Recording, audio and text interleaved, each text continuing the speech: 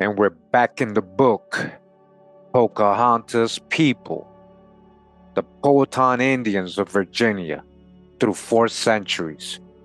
This is by Helen C. Roundtree. This is for review, educational purposes, critique, commentary, fair use. Shout out to the author. If you like the book, get the physical copy.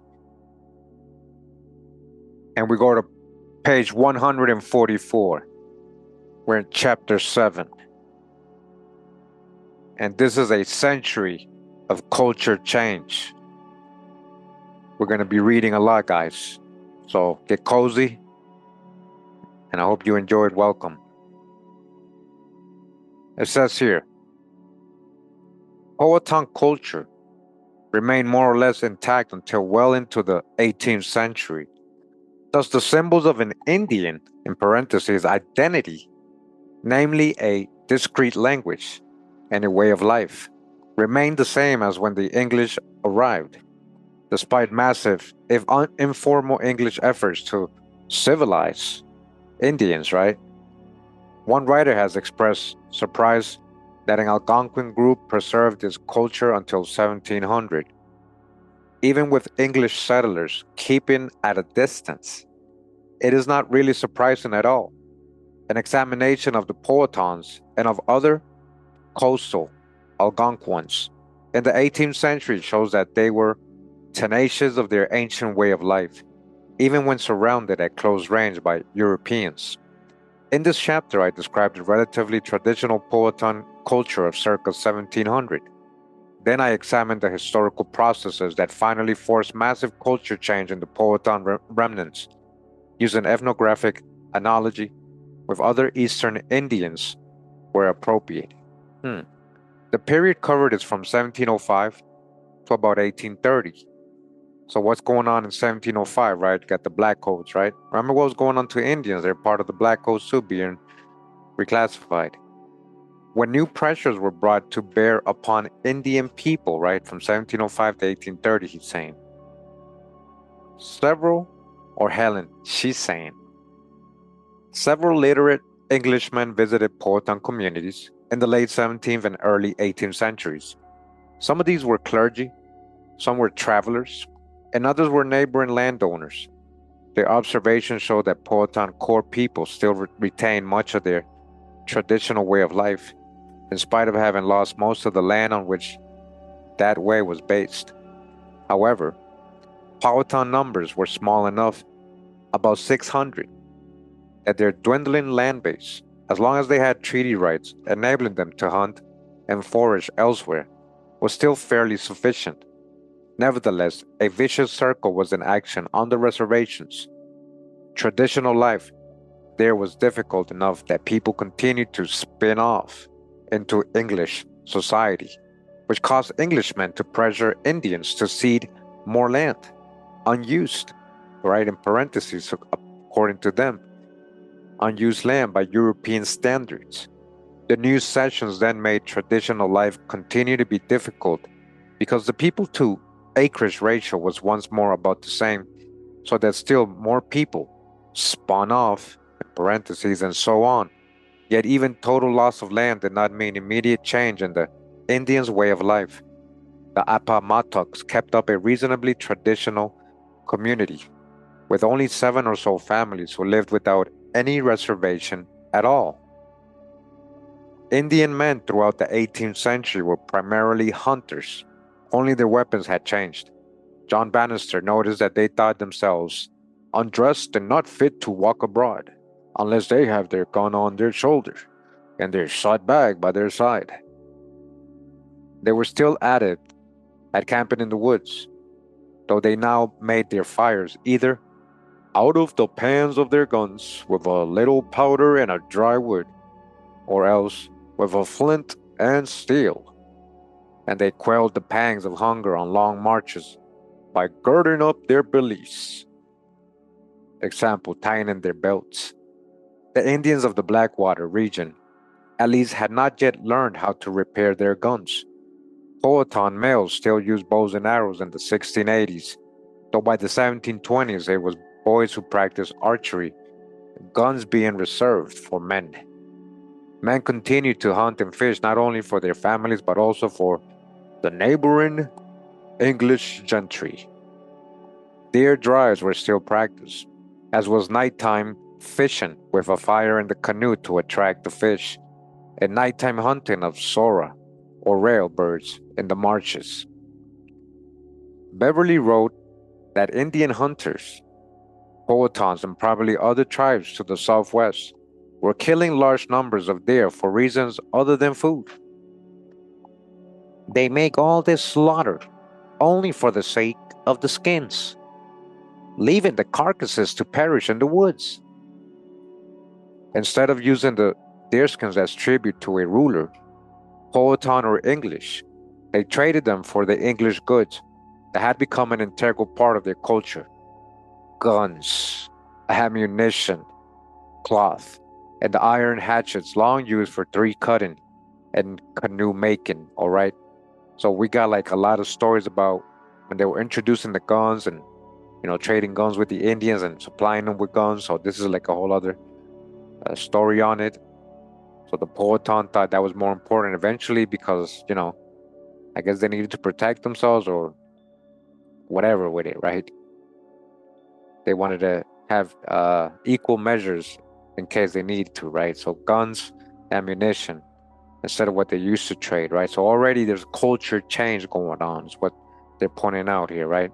So it says beaver skins also are mentioned as being traded by Indian hunters.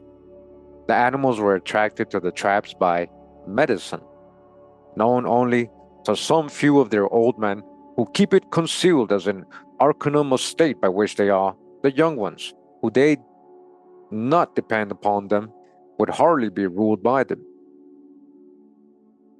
Men and women alike produce tradable items with which to buy English goods.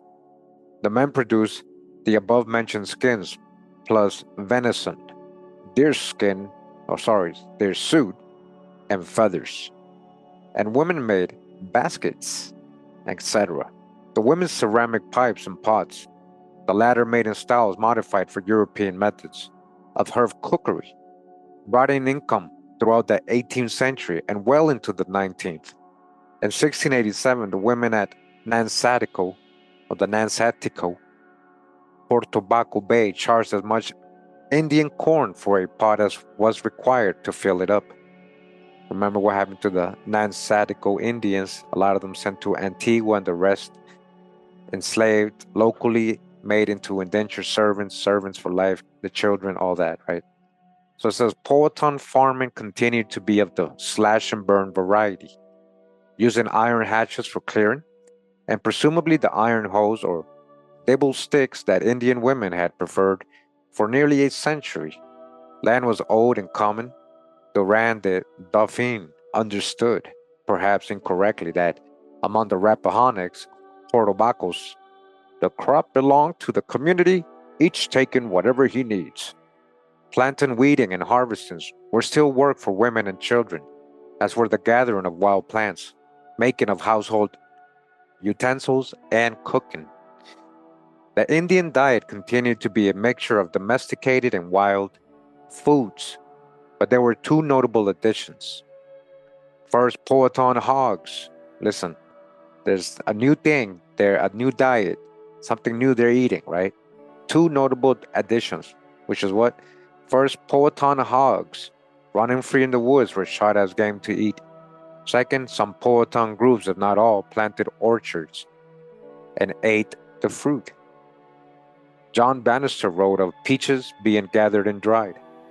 The Wyandotte, Wedoansi, had an apple orchard at one of his group's stopping places circa 1672, and a Chickahominy councillor, or Kakaroos, had an orchard in 1704. Indian people continued to eat heavily and irregularly during the day and night, whenever food was available. Hugh Jones, who was no admirer of traditional Indian cultures, wrote with some exaggeration, "They have no notion of providing for futurity, for they eat night and day whilst their provisions last, falling to as soon as they awake, and falling asleep again as soon as they are well crammed."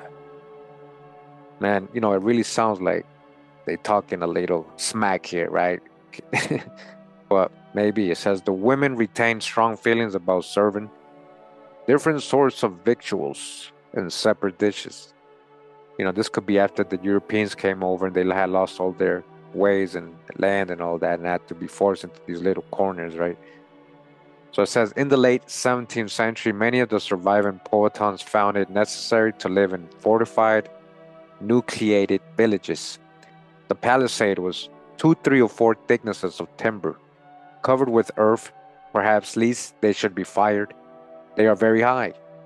Inside were a dance ground, a water supply undescribed, a temple, and the Werwan's house, all right, a temple, and as many others as they judged sufficient to harbor all their people.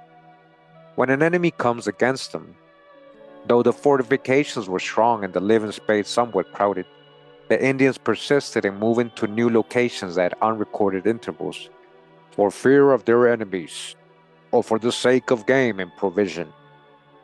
The Chickahominy towns on Mattaponi River were an exception to the fortification rule. In 1677, their town had consisted of houses and a row at least 1 mile in length. Thomas Story, who visited their town in a new location in 1699, makes no mention of a palisade in existence at that time. Beverly broke into an Indian temple, probably the Chickahominy one, all right, an Indian temple of the Chickahominy, sometime in the 1690s. They break it into your temples in the 1690s, huh? His wording implies that it was placed in the woods away from any houses. All Powhatan towns were still located near rivers for easy access to transportation, fishing, and a cold plunge after streaming and sweat houses, which were still used. The Powhatans continued to live in near traditional jihakans, now called wigwams, or more commonly cabins. There were only three changes in house building after a century of contact with Europeans. First, bark coverings became standard on most houses, where before they had been status symbols available to few.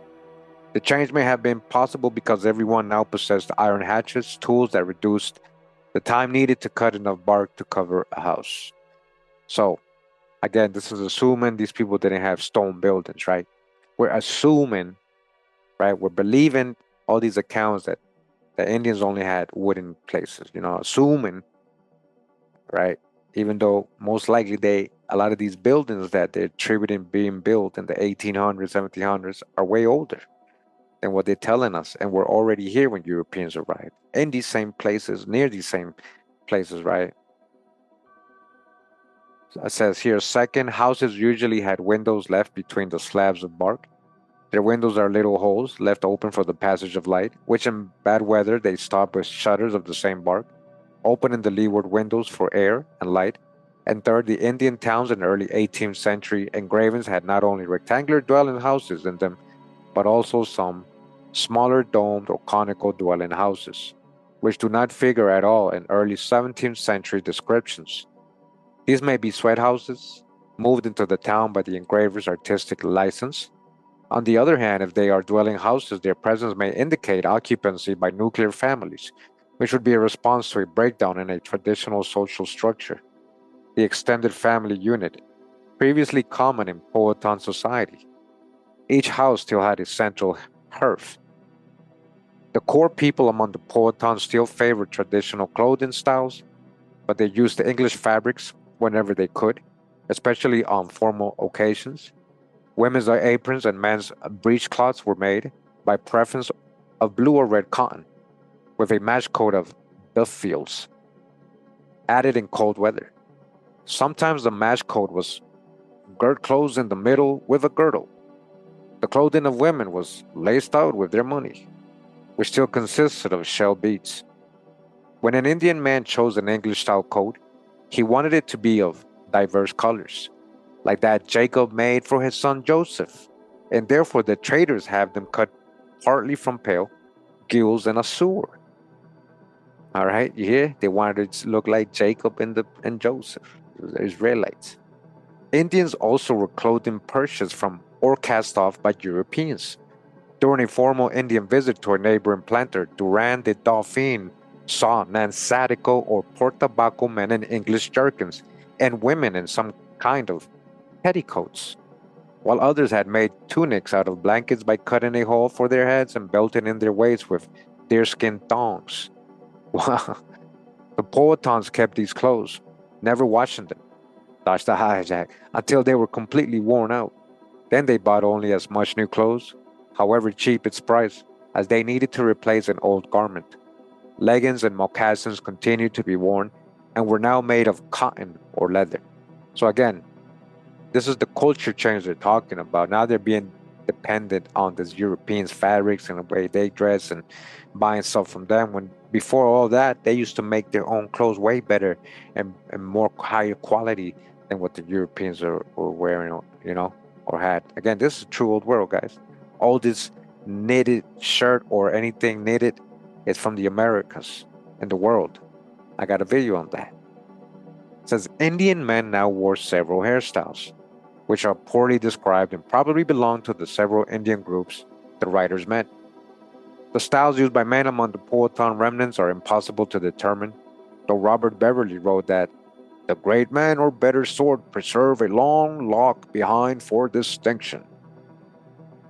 All Indian women, however, are usually described as wearing their hair long and either loose or bound up in a knot. So it is likely that Powhatan women used these styles. All right, so men had a long lock, huh? A long lock. Both sexes plucked facial and body hair, and the plucking was still done with muscle shells. Face painting was still practiced, though the colors were now bought from the English. The Indians, sadly enough, being persuaded to despise their own, which are common and finer. You see, their own is even more finer. Now they're being taught to depend on the Europeans. It says the women of the Nansatico Portabaco Bay area were still tattooed. Social distinctions still survived among the Powhatans. The wealthier people, who were also the higher ranking people, dressed more elaborately than ordinary folk on special occasions. In 1676, deerskin match coats were still in vogue. Kokakoski, widow Ansqua of Pamunkey, visited the governor's council wearing an elaborate one, which had a series of 6-inch fringes from shoulder to hem. Fringes, right? Fringes, like Israelis, right? When Nathaniel Bacon's forces subsequently attacked her town's temple, the tutelary god of the town lost a very rich deer match coat painted with pucon and embroidered with peak and some fine pearls. Kokakoski also used European fabrics at that time. In the same attack, she lost a stock of linen, broadcloth, and other English yard goods. Where common people went bareheaded or wore shiny feathers in their hair, the wealthy wore jewelry made of their shell beads. In her 1676 visit to Jamestown, Kokakoski wore a coronet 3 inches high, and important men wore coronets of either peak or feathers. Later, there was a fashion for coronets 4 to 6 inches high, made either of white peak or designs in white and black peak. Ladies of distinction also wore deep, broad necklaces, pendants, and bracelets made of peak. Other kinds of shell beads were worn as well. John Bannister described a pendant consisting of a round tablet of about 3 or 4 inches wrought out of the large conch shell, and a bracelet of great bulging beads made of the same shell with which the southern Indians call ranties. Some people additionally wore the smoothed down center of a conch shell, about the bigness of the stem of a tobacco pipe, through their ears. Sometimes important people wore a wreath of dyed furs around their necks. However, even important people did not dress up every day. When Story visited the Chickahominy town without warning one day, the Sagamore or chief came out of his house with only a piece of cloth about his middle.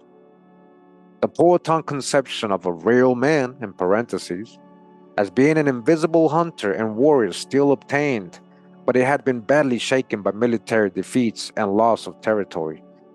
Young men were still initiated into manhood by being put through the Huskana.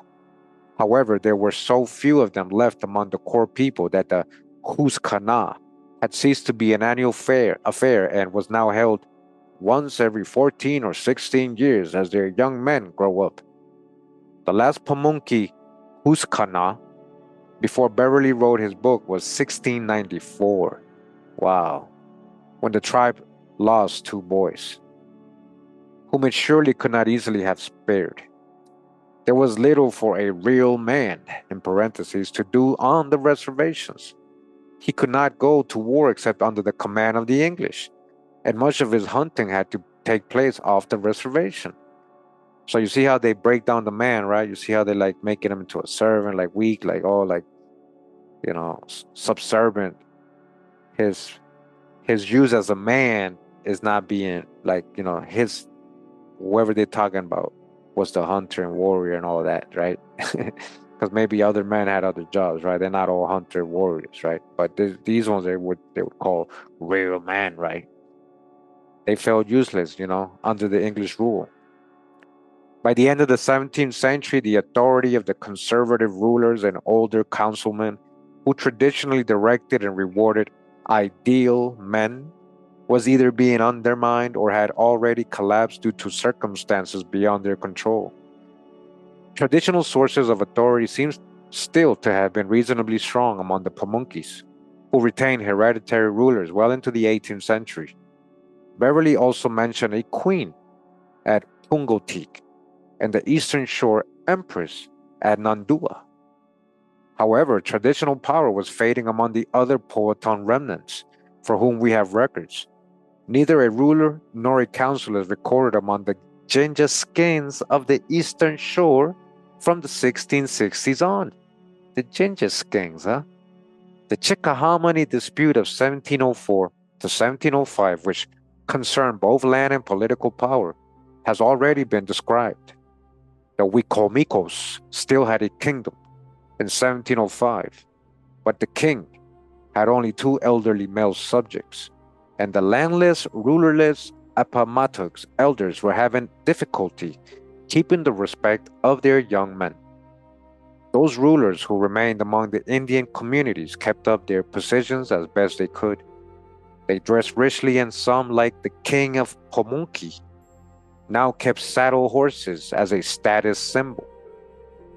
The titles of Powhatan rulers differed from those of a century earlier, at least according to Beverly. Wedoans was now strictly a military title, while kings and queens had different titles, says unrecorded. Counselors were still cocaruces. That almost sounds like cockroaches, man. Cockroaches. What is this, man? Cocaruces, where royals reigned. Their power was still officially absolute and near sacred, and they were waited upon by servants, some of whom were called black boys. Uh-oh. Oh, yeah. Say what? 85, there's a source, but that's all the way at the end of the book. We're going to definitely follow up on that. All right? Black boys, huh? The servant boys. They continued to entertain important visitors with lavish hospitality, huh? These black boys are entertainment, huh? Wow. Which they could presumably afford because of tribute and foodstuff collected from their subjects. Commoners did the royal bidding voluntarily. Though the promise of participation in royal feasting may have been an inducement to be obedience, they were otherwise free to take revenge for any personal wrongs they suffered without interference from their leaders. Councilmen remained important in society because of their consultations with strong rulers. In some towns, at least, there were ordinarily 7 such men, because according to their tradition, there were built but 7 saved in the Great Deluge. Huh. The Great Deluge, huh? Like in the Bible, right? Since the flood story was a recent addition to Powhatan mythology, I know it wasn't. They had this already, guys. They're trying to add that in because, again, That would mean they know of biblical stories, right? So they don't want to admit that. The number 7 for counselors may have been also the Chickahominies, who may have been the people being described, had 8 counselors in 1607. The status of women in Powhatan society probably remained high, since they continued to be a major producers of income for their families. In the late 17th century, women were observed to keep all their Indians' money. You guys hear that? They ran the money. The women, their freedom to conduct themselves as they wished before marriage, coupled with their mirth and good humor and excessive life and fire, which they never failed to have, had led many English to think that the Indian maidens prostituted themselves. Wow. Oh, because they were extra friendly, so now they want to say they're HOE. Oh, that's messed up, man. Prostitute. Oh. Or simply slept with prospective husbands prior to marriage to test sexual compatibility. Beverly countered this idea by asserting that bearing an illegitimate child prevented a Powhatan woman from ever marrying, and that he had never heard of such a case among the Indians, okay? He knew them personally. All right, he said, stop making things up. They didn't do that. However, he partially contradicted himself by writing later that 2 young women were normally offered as bedmates of an importing male visitor, and their reputations were enhanced rather than destroyed by such experiences. I guess it depends who they're sleeping with, huh? Beverly may have been writing in an early 17th century ethnographic present at that point. The continuation, if such was the case, of such practices among the Powhatans shows that they had not yet adopted English customs of patrilineal. All right? They were a matriarch society, they're saying. So it says Powhatan marriage customs appear to have remained constant up through the beginning of the 18th century. Prominent men who could afford them were allowed as many wives as they could support. Okay? As long as you could afford them, you could have as many as you want. Marriage continued to be a secularly celebrated tie, which could be dissolved, leaving both partners free to remarry. Hugh Jones heard that women who committed adultery were severely punished among the Indians. But we know Jones' propensity for lumping Indian groups together. Yeah, he generalized. So those Indians may not have been the Powhatans. Severe punishment for female adulterers had not been the norm of a century before. See how the people were making up things too a lot of the time, or generalizing. Men and women in the Powhatan towns continued to use frequent dancing, both as recreation and as a social bonding mechanism. All right, the music's always going to be there, the culture, the groove. Some of the traditional games continued in use. The games are still here, right? Including the gambling game with reeds, gambling, the playing of which had taken on by 1689 an obsessive tone that argues indulgence in escapism. They sit sometimes whole days and nights at this game, and have an Indian by them to light their pipes, or to fetch them water to drink. They play away sometimes all they have, only what they lose in money. If it be paid in skins or mats or English goods, the winner allows double the value, more for it than if he were to buy it. Sometimes they play away their wives and children, who become slaves to the winner. Sometimes they play away themselves to be slaves, which they do thus. First they play away their feet, then their legs, and so forward till they come to their head. Before they lose that, they may redeem the other parts, with less than when they have wholly lost themselves, and can procure from their friends some more considerable sum for their ransom. They used to pawn their arms or legs, etc., for some certain sum. Wow. Do you guys hear what the guy is saying? You guys hear what they're saying? They were so bad. The gambling addiction was so bad. They would they would pawn their hands and feet, and man, you guys hear this? Or their own kids and wife, man, that's bad.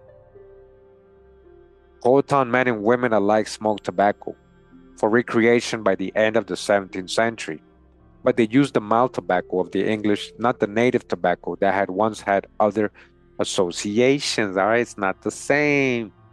The mild tobacco was purchased from the English and smoked in short pipes of their own making, or more often, in English made kaolin pipes. By the 1680s, the Powhatans had acquired a new pastime, getting drunk on rum. You guys hear that? They had acquired a new, now they're drunks. This is the European, this is the culture change, guys. Pay attention to how bad it starts getting.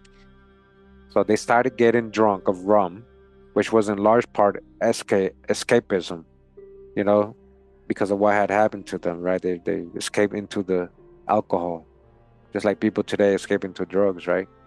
When they're depressed, when they want to not face reality or face the world or the troubles and, the stress and all that. However, it was normally a carefully controlled escapism, a fine point that Europeans rarely appreciated.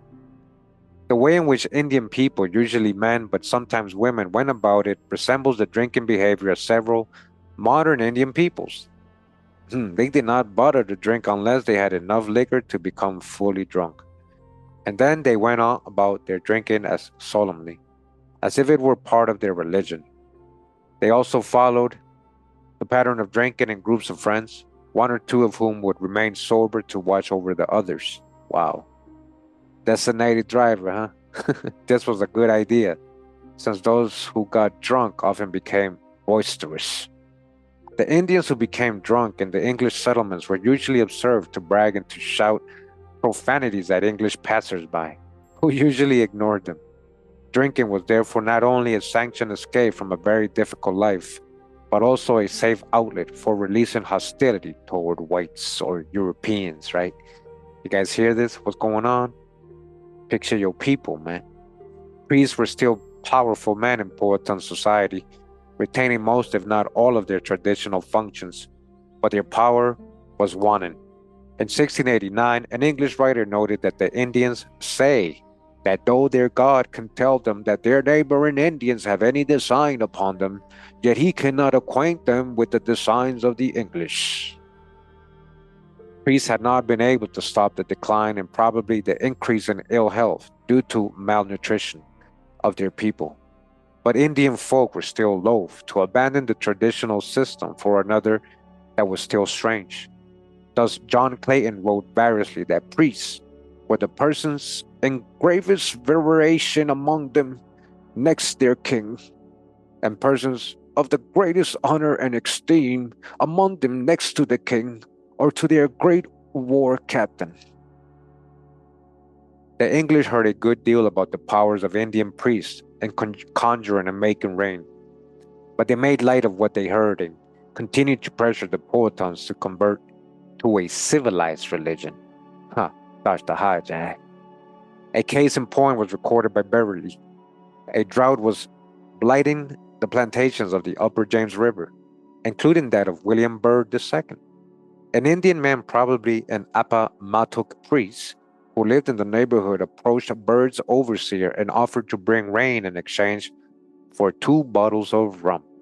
The overseer agreed, though he remained skeptical.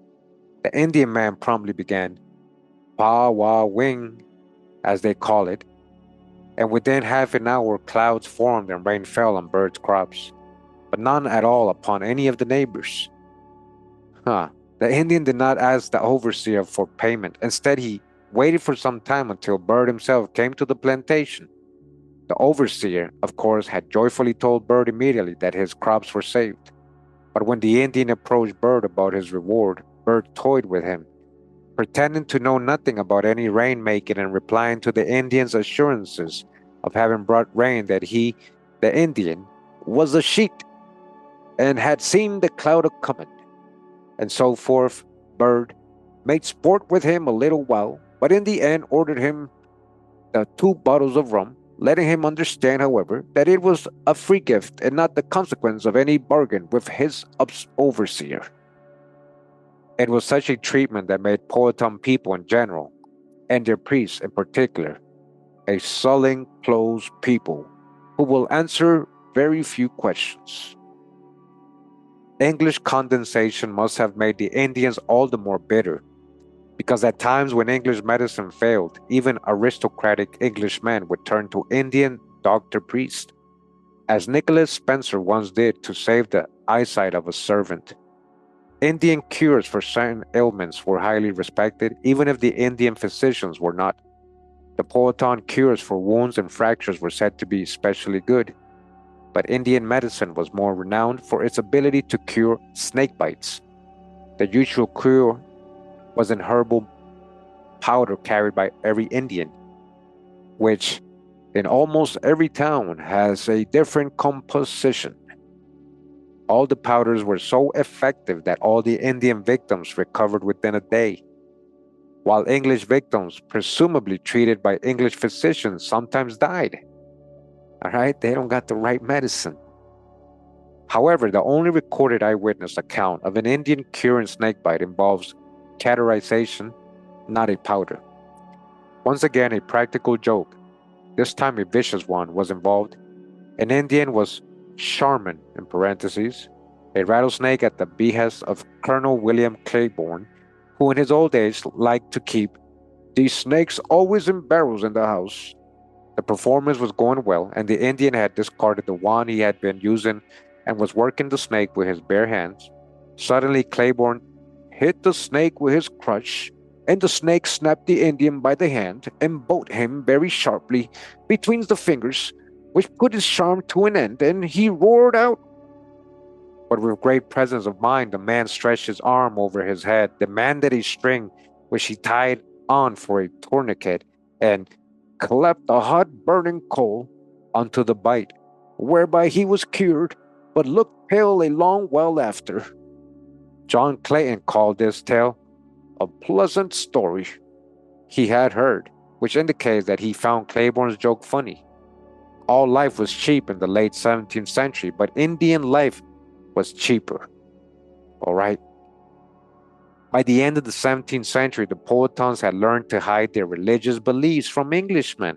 Now they're hiding who they are, their beliefs. Listen, when they responded to questions at all, they were likely to quell their interrogators by asserting that it was reckoned sacrilege to divulge the principles of their religion. Only if they were surprised some way or the other would they say much. And it seems that Robert Beverly was the only Englishman who surprised a knowledgeable Indian by plying him with hard cider and wrote about it afterwards. Thus, Beverly recorded in detail contemporary Powhatan beliefs that other writers heard about only in outline. The Powhatans still believed in a distant, beneficent creator god and in lesser gods and tutelary deities for each town, variously called Quicos or Quiocos or similar names, or Tanto, who were active in demanding worship from humankind and punishing offenses. Temple storehouses were still erected in the traditional manner, but the one that Beverly describes, probably the Chickahominies, was small by Aboriginal standards, perhaps reflecting the poverty of the Indians of its time. The reverence for the sun that some early colonists observed among the Powhatans had apparently been discontinued. On the other hand, a new belief had appeared on the horizon. One Virginia Indian group, at least now, had a tradition of the flood, when all the world was once drowned, except a few that were saved, to wit about 7 or 8 in a great canoe. So again, they're trying to say that the Europeans taught them that story, but that story was here already. Powhatan ideas about the afterlife had also altered after a century of contact with the English, where their ancestors had believed in a single pleasant world for all the dead. Once they returned to Earth reincarnated again as Indians, the Powhatans now had their own singularly Indian concept of heaven and hell. People who lived a good life went to heaven of eternal springtime, stored with the highest perfection of all their earthly pleasures, namely with plenty of all sorts of game, for hunting, fishing, and fowling. That it is blessed with the most charming women, which enjoy an eternal bloom and have an universal desire to please. Beverly's description is, of course, a man's view, since it is doubtful that the Powhatan world was fully of a man's world as yet. Yeah, exactly. Heavenly sexual partners may have included men for the Indian women. Huh. The wicked, however, went to a filthy, stinking lake that continually burns with flames that never extinguish, where they are persecuted and tormented day and night with furies in the shape of old women. Oh man, that is like hell, man. If a female Indian were also tormented by female furies, the furies' age is more significant than their sex. Many cultures consider postmenopausal women to have great magical powers because they have survived their childbearing years, when delivering children was very risky, and their menses, which were ritually dangerous. Oh, interesting concept, right? Intelligent, knowledgeable Indian people often still believed implicitly in their traditional religion, as Beverly discovered in the man he interrogated with the help of hard cider. The man had no idea that the god who appeared in the temple when the priest conjured him up was anything other than the supernatural being the priest said he was. When Beverly described the jointed wooden image he had found, the man was badly shaken. He muttered incoherently about priests making people believe, then he refused to speak further. The Powhatans continued to practice several methods of disposal of the dead. High ranking people were treated in the traditional way. Exposure and bone cleaning followed by wrapping the bones in the preserved skin and interment in the temple. Commoners continued to receive secondary burials in ossuaries, or primary burial in the ground. There is no mention of burning bodies, of criminals, or of others around 1700. The first language of the Powhatan core communities continued to be the Indian one. However, by the 1700s, nearly everyone could speak at least some English. The English of elderly people was either still poor or simply not used for official purposes. When Thomas Story conversed with an elderly Chickahominy leader in 1699, an interpreter was required. At the same time, some younger people spoke mainly English. A young Nansatico man named Quasco Hughes witnessed the killing of the Rowley family in 1704, and when he asked one of the killers why he had done it, the killer chased him with his tomahawk, talking Indian, which he, Quasco Hughes, did not understand. As the 18th century wore on, the need for official interpreters diminished. The reservation Nasimons went to live with the Iroquois-speaking Nottaways, and they needed no Algonquin-speaking interpreter. From 1703 onward, one James Adams served as interpreter to the surviving Powhatan reservation communities. But in 1727, his office was terminated, seeing the tributary Indians understand and can speak the English language very well. Detribalized Indians, all right, you're getting disfranchised. Eventually, you're going to be reclassified. You see, guys, that is the next chapter. All right, detribalized Indians had long had English first names and surnames. Some prominent core people began adopting English surnames as early as 1676, for example, Captain John West, son of the Queen of the Pamunkey. Commoners in the reservation corps began appearing with one English name in the 1690s and with two English names in the first decade of the 18th century. By 1750, everyone appearing in the records had English first names and surnames. It is likely that for a time the English names were merely public names, with Indian names used at home. Unfortunately, since the only 18th and 19th century documents containing Powhatan personnel names for public records, there is no way to determine when Indian language names in private life became completely obsolete, all right? So if they can't prove it, there's also, you can't prove the origin also. Like, believe it or not, a lot of these Indians are half European and half Indian. That's why they're taking on the names, guys. So that's not every case, but you got to look into it without conjecturing and being biased, right? You got to really prove it. If not, then you got to leave it open. Other possibilities. Since relations between the Powhatan core people and both the French people and the English were tense in the early 18th century, the core French tension sprang from the fact that many ambitious Indian people wanted to leave the reservations and find a place in English society, even if that place was in the lower levels reserved for non-whites. Reserved for non-whites. They had to become people of color. This is what they're telling you. All right? While the core people feared the loss of the French people's manpower, in 1706 the English council ordered that before any more licenses were issued for employing Indians, the governor must first ascertain that the Indian rulers were willing to let them go. The order specifically stated that Indian men hired as hunters obstructed their contributing to the support of their own government and from the necessary defense of their towns and habitations.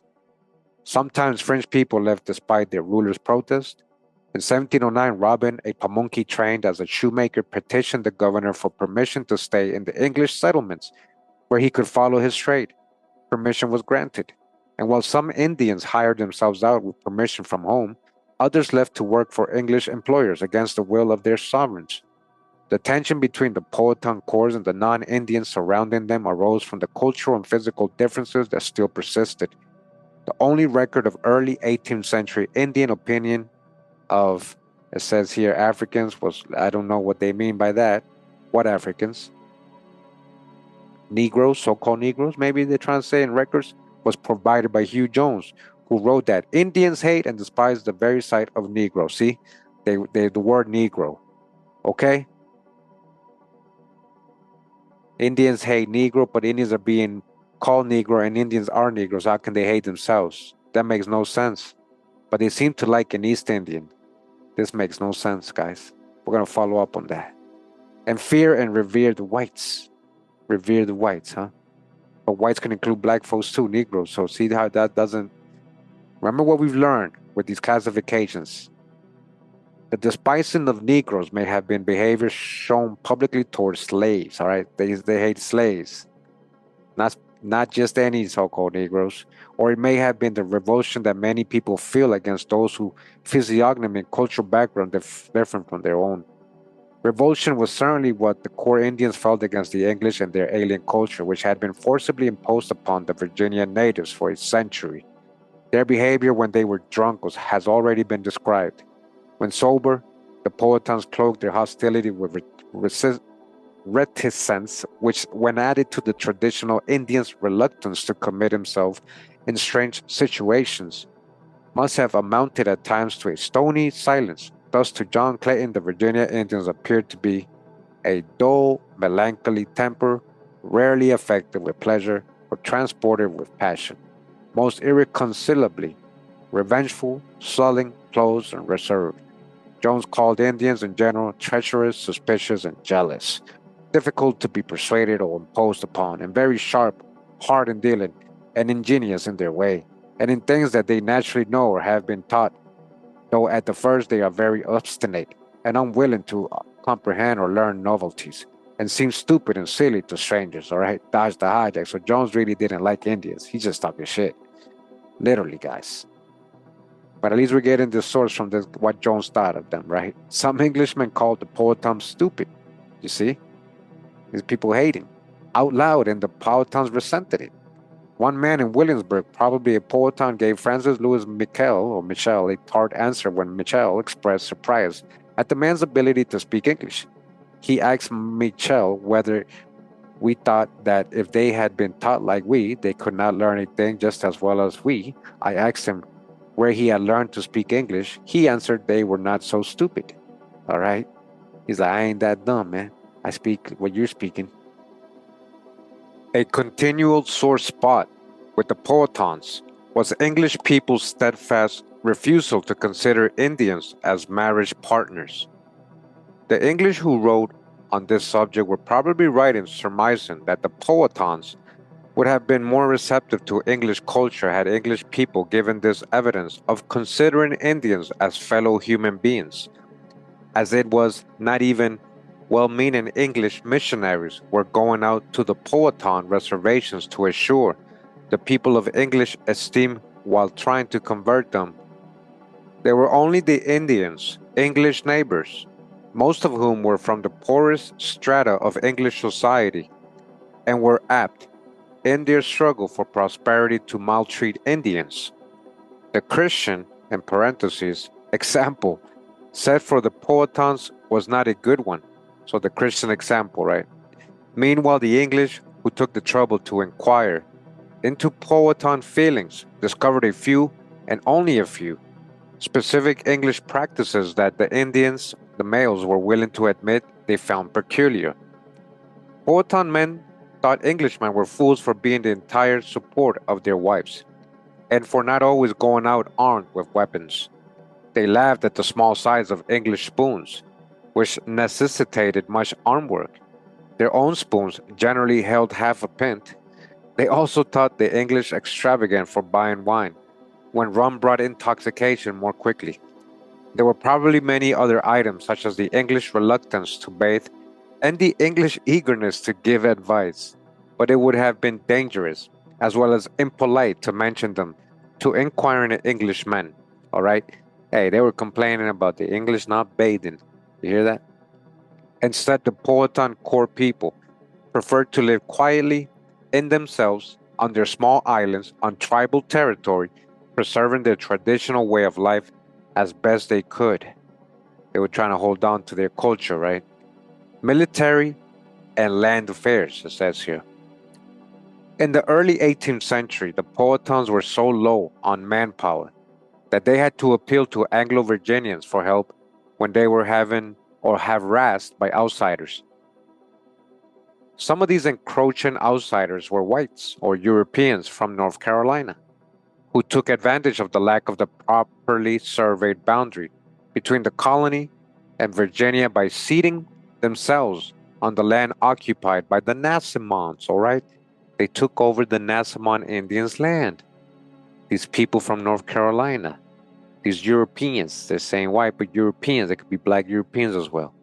The reservation Nassimons were by that time closely allied with the Nottaways and Mahatans.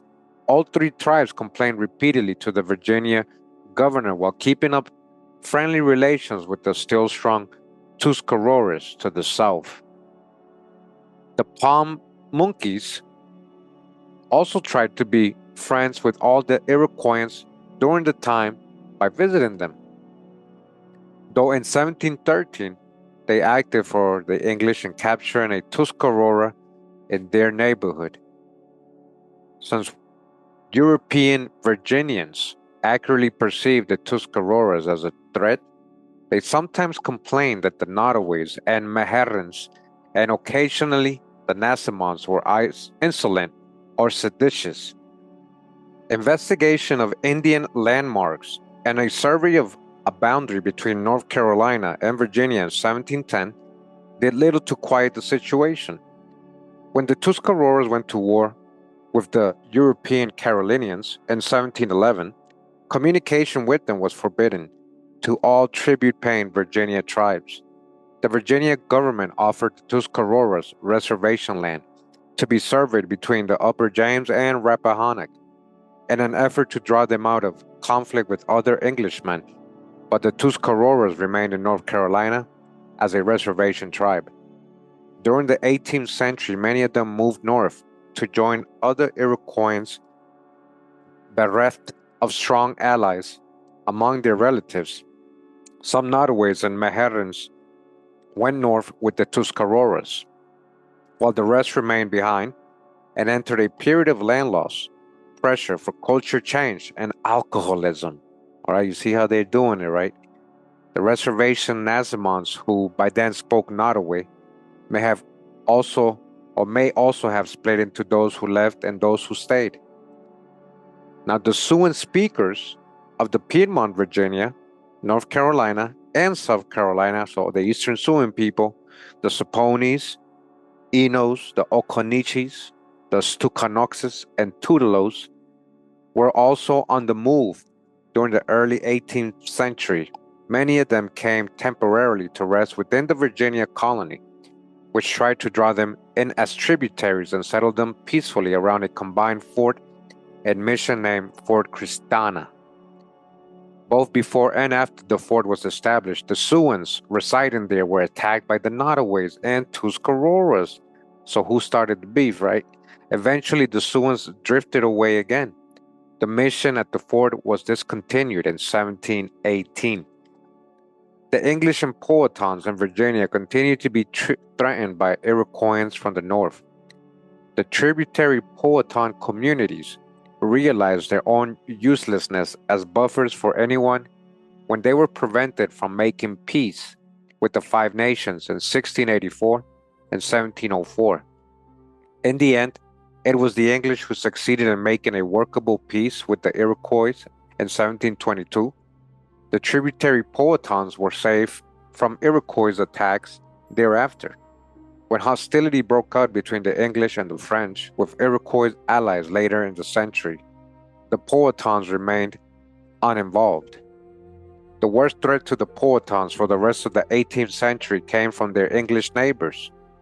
The remaining reservations continued to lose land, while all Indian people, whether Core or French, remained heavily pressured by the colonial laws that lumped them together, listen, with other non-whites. So that include meaning with so-called Negroes and so-called blacks and so-called servants and anybody not listed as so-called white. And that again, white could include also Europeans. So we're just talking about status. So these Indians are being what? Lumped together with the Negroes. They saying other non-whites, all right? But that means Negroes, okay? Into a disadvantaged class, right? Again, this franchise, along with the so-called Negroes, other Indians, Black Europeans, those people who wanted to remain Indians were finally forced to abandon the language and life ways that were meaningful to them and to take up new symbols of what they were. That was especially true of the groups which lost their reservations altogether, all right? All these indigenous people getting disfranchised and they're being reclassified and grouped together with other people based on color or based on their status. Now, the Appomattox survived as a landless traditional group until at least 1705. At least until 1705 when they entered the Black Codes, right? So until they got reclassified. They appear in no record thereafter, right? They just disappeared, right? They just went extinct, right? That's what they want you to think. It's paper genocide, guys. Enslavement and all that. Indentured servitude, yeah. But the copper badge with their name on it may date from the 1711 order that tributary Indians wear copper badges when hunting, thus indicating some kind of governmental recognition. The Indians from the Port Tobacco area may also have survived as traditional group without land, but they are not even indirectly mentioned in the surviving records after 1705. Again, after the Black Codes came in, huh? However, individual Indians do appear in the Essex County and Richmond County records, which are intact for the period, so that the group should not automatically be regarded as extinct, okay? They're not extinct. See, this is what they tell you. They're telling you right here not to think they're extinct, but this is what they teach people. So they're like, don't think they're extinct. Of course they didn't get extinct. They went through reclassification and disfranchisement. The Okohanoks, consisting of the Metomkins, Kigotanks, Machipongos, the Okohanoks, the Pungotigs, the Onancoks, the Chesconexisis, and Nanduas, according to Beverly's reckoning, were probably victims of a smallpox epidemic that raged on the eastern shore in 1709. Dodge the hijack. They're trying to say all these people went extinct because of a smallpox. Probably, right? Probably. They don't even know. They're telling you that's a hint for you to see they don't know. Again, they're being reclassified. You ever heard of all these tribes or all these clans? I never heard of most of these, actually. I heard of some of these, like 2 of them. The rest of them I haven't. Right? So they want to try to tell you that they died of a smallpox epidemic, right? Like every Indian just disappeared because of disease or whatever, right? But that's a lie. They're getting reclassified, guys. Their residence and that of their northern relatives in their traditional territories had been intermittent for some time. In 1697, the Maryland governor had noted that they moved frequently throughout Virginia, Maryland, and Pennsylvania, and that their numbers were decreasing. After Beverly's inventory of tribes, nothing further appears about the Okohanoks in the Virginia records, probably indicating that they had moved north permanently. All right.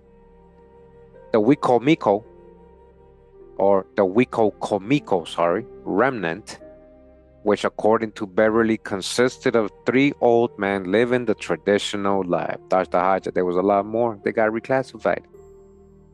And they continued to live on land that by 1705 may not have been a true reservation. A man named Smith had claimed it since 1683 when he paid the tribe's annual tribute for them. The tribe paid its own tribute in 1710, but the matter was probably academic by then because the Wiko Komiko, or king, a man named Taptiko, had sold the land in 1696, retaining its rights for use for an indefinite time. Lieutenant Governor Spotswood did not include the Wiko Komikos with the other tributaries in his list of 1712. However, the Virginia government felt obliged to defend the tribe's interests in 1713 when it complained of an English neighbor who sued the mother of a runaway Indian servant. Not a runaway African, right? A runaway Indian servant. And threatened to sue the rest of the tribe as well. Relations with the nearby Jones family also continued to be strained. In 1716, one Indian, John, was charged with burning two of Maurice Jones' houses. In December of 1718, William Taptico, son of Taptico, and himself the last Wiko Komiko king, gave up his family's and therefore his tribe's right to occupy the land owned by the son of John Smith. See how they're taking land, disfranchising people. Thus, the Wiko Komikos became landless in every sense of the word. William Taptico also died about that time. His wife Elizabeth Tapp, origins unknown, right? Probably an Indian, qualified as one of his executors in June 1719. The inventory of his estate shows that he was a tribal leader who was both prosperous and able to function in an English-ruled world. He had varied livestock, boat riggings and oars, carpenter's tools, plenty of jarred goods, several changes of English clothing, a well-appointed house by English standards, and several books, and he was owed money by both Indians and Englishmen. He was obviously less traditional in his lifestyle than Beverly realized. The Chickahominys, who probably included remnants of the Mattaponis and Rappahannocks, retained the reservation on the upper Mattaponi River for about 2 decades in the 18th century. The tribe apparently continued its connection with the Pamunkeys, just as the James Mush of 1704 could have been either Chickahominy or Pamunkey. So also could the Tramaco or Dramaco, who signed a Pamunkey petition as a great man in 1710. So remember, these people they're talking about, they're getting reclassified. He already mentioned that. And we're going to go over it again in another chapter. It says, in any case, the Chickahominy, Dramaco, continued to have his differences with Tom Perry, another counselor, over the reservation between the two Herring Creeks that had been granted them in 1701. Dramaco's faction wanted to deed the reservation to Roger Mallory, who had bought other lands from them in 1695. Perry's faction wanted to keep the land in 1704. Violence had broken out, but Dramaco went through with the deed in exchange for a smaller tract on the Mattaponi River. The Chickahominys left Mallory, have their 3,000-acre reservation, yet Perry's faction would not abandon the land, and in 1711 they complained to Lieutenant Governor Spotswood that Mallory was trying to dispossess them. Omitting comment on the illegality of selling the reservation without the permission of the General Assembly, Spotswood ordered Mallory to answer the complaint with all speed, which Mallory apparently did to his satisfaction. The tribe had to settle on the smaller tract. Man, you see what they're doing, guys? There's a good little details, of how, little by little you start losing land, you start losing your identity, you being disfranchised. So it says, in 1718, the Chickahominys went to Spotswood's again. Roger Mallory had died, and his sons had sold away not only their father's tract between the two Herring Creeks, but also the small tract that he had deeded to the Chickahominys.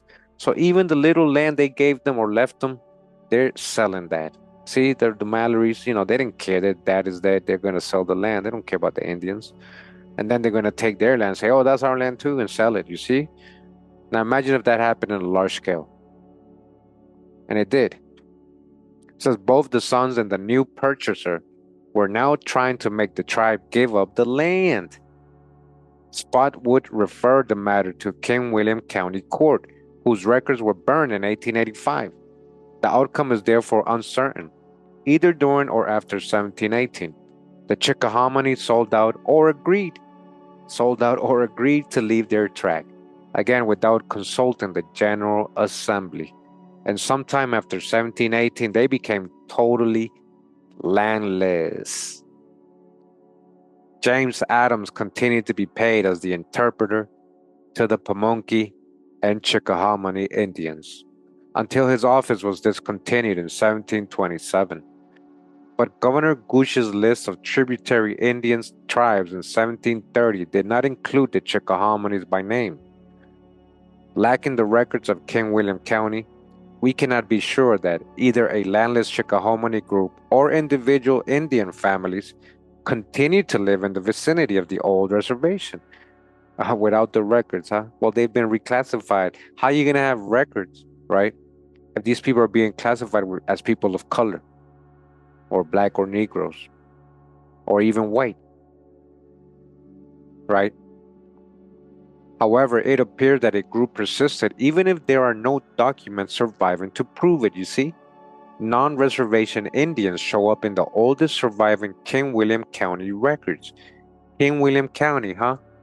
From 1885. They were named Adams, like the tribe's last interpreter. They lived in a settlement called Adamstown, not far from where the last reservation tract was, and they married other Indians. Their descendants incorporated in the 1920s as the Upper Mattaponi tribe. All right, so I just want to mention something. I'm going to show you guys this in a different video. So we're talking about King William's County, right? We're talking about these people right here. So there's Pamunkey, there's Chickahominy, they're related tribes, right? I'm going to show you guys, and I've already shown you in a brief, like I've read it to you, but I haven't shown you the actual Congress record. And this Congress record I'm going to show you in another video. Just remember this from this video, right? These people from King William County, all these Indians were reclassified as people of color. I got the proof. So the fact that they're telling you here that even though they're not being listed as Indian, no record of Indian people living there, right, of them, it's because they had already been reclassified to people of color, guys. That's paper genocide. I'm going to show you that. I'm going to prove it to you. Watch. All these Indians from especially King William's County got reclassified as Negroes or people of color. All right? So eventually they're telling you that the descendants of these people incorporated in the 1920s and became the Upper Mattaponi tribe. Like all other ethnic groups, the 18th and early 19th century Adamstown group had its core in French people, and one of their French people has become a staple in the interracial relations literature from Virginia. One Upper Mattaponi French name was Dungy.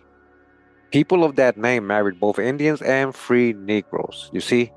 So you got to dodge the hijack. So they're saying, yeah, Indians are marrying free Negroes in the 19th and 20th centuries, it says here. But again, Indians are being reclassified to free Negroes. So who is these free Negroes? You can't just think automatically that these are African slaves, okay? These could be other Negroes, other Indians, or some Black European mix in there too.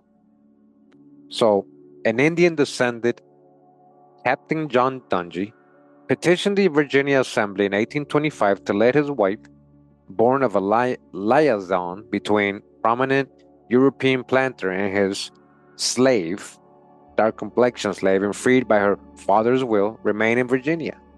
John Dungy's marriage has been cited as proof that the Pamunkeys of his time and earlier married Negroes. All right, dodge the hijack.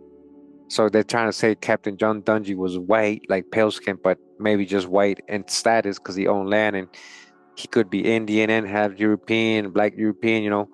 But they're saying he married a Negro. So that's why they're trying to make the Dungies Negroes. But who was this Negro, so-called Negro slave he married? That could have been an Indian woman. So all these conjectures, we'd already know the truth behind, the true context behind all this, right?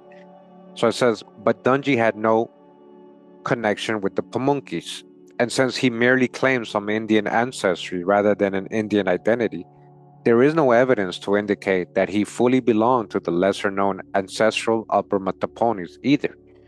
Some Chickahominy descendants may have left King William County and migrated southwest through New Kent County to Charles City County.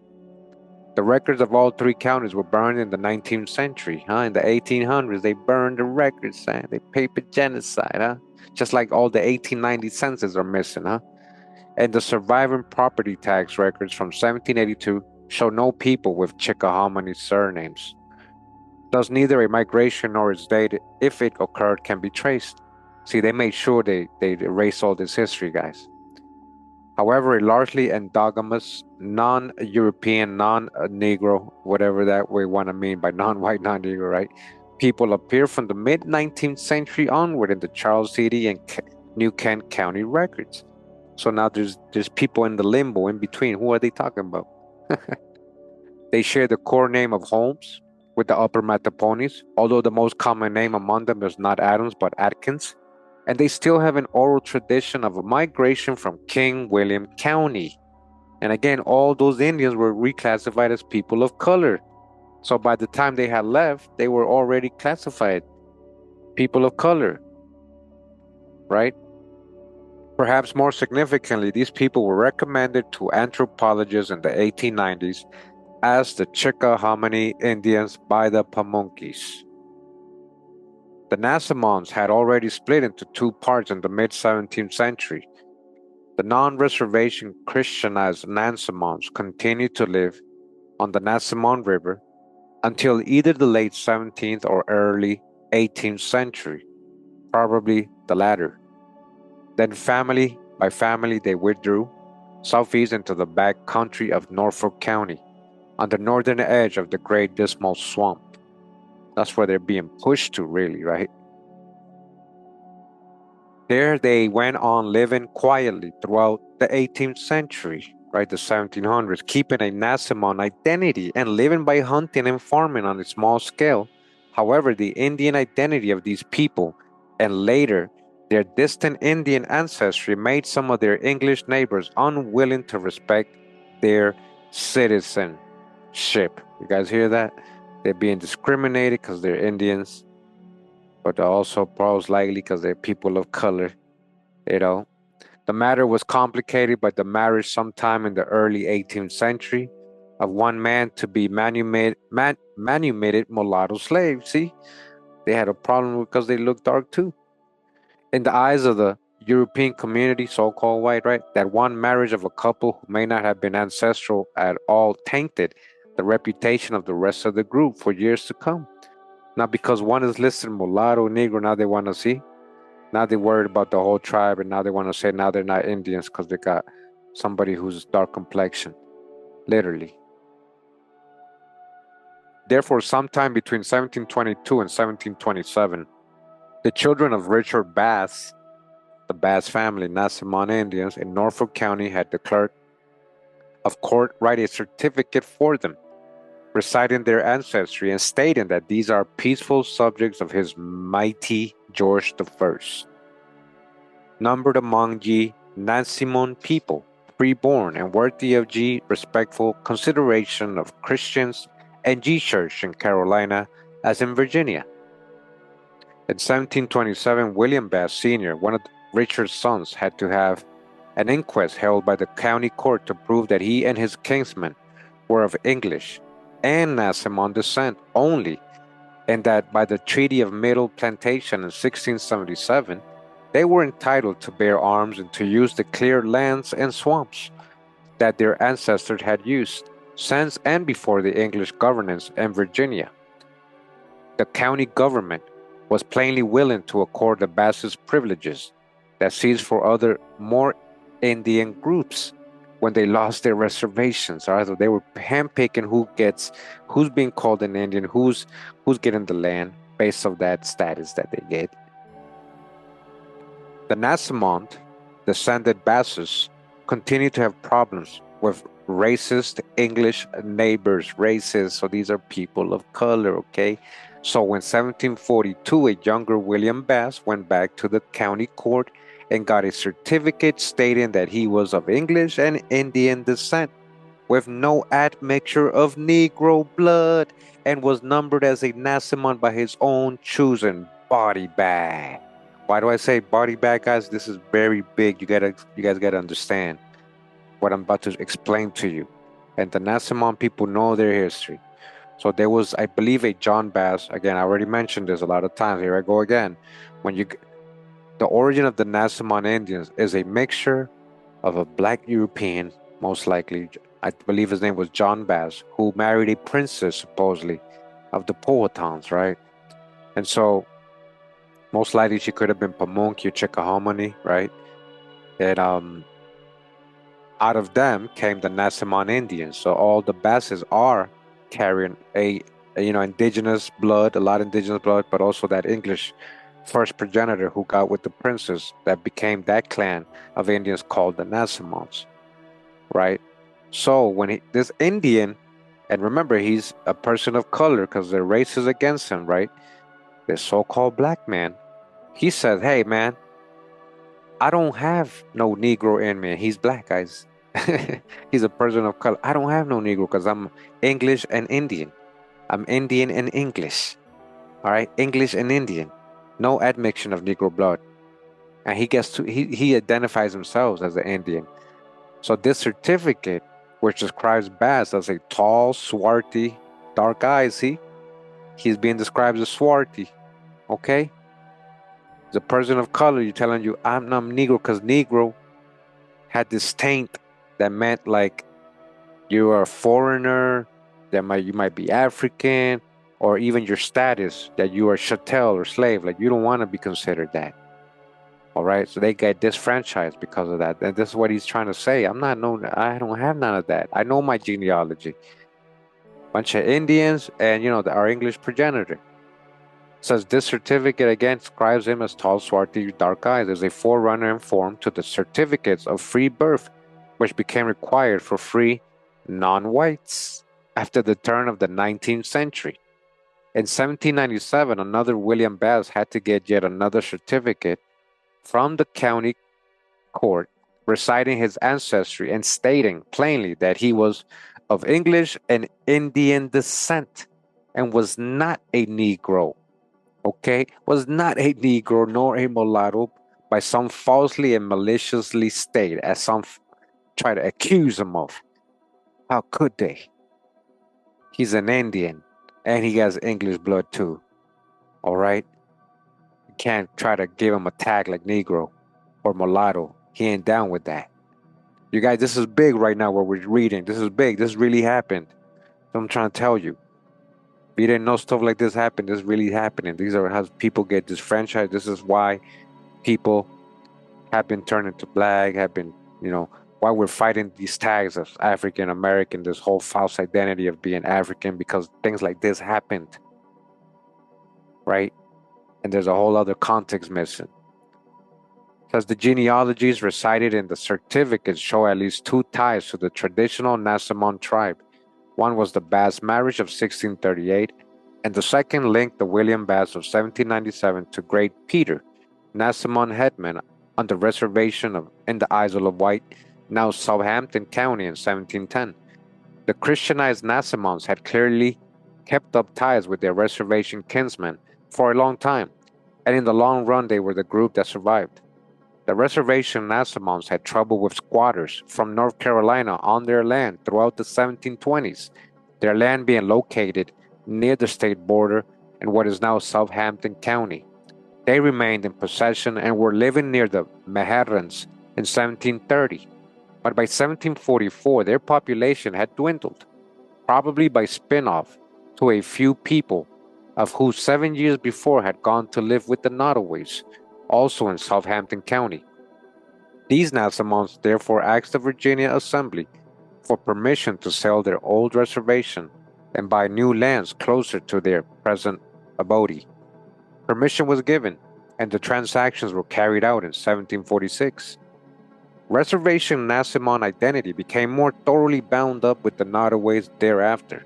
In 1748 and 1763, the Nottaways and Nasamons together asked permission to sell Nottaway land. Finally, in 1786, the Nasamons petitioned the assembly to let them sell their reservation, since they now numbered only 5 people, all of whom were old and infirm. Wow. Permission was granted, but the enabling law specified a buyer who died before the transaction took place. In 1791, another enabling law was passed, and the sale took place the following year. Only 3 reservation Nasamons survived by then. The last of them died in 1806. Connections with the Christianized Nasamons of Norfolk County had apparently ceased.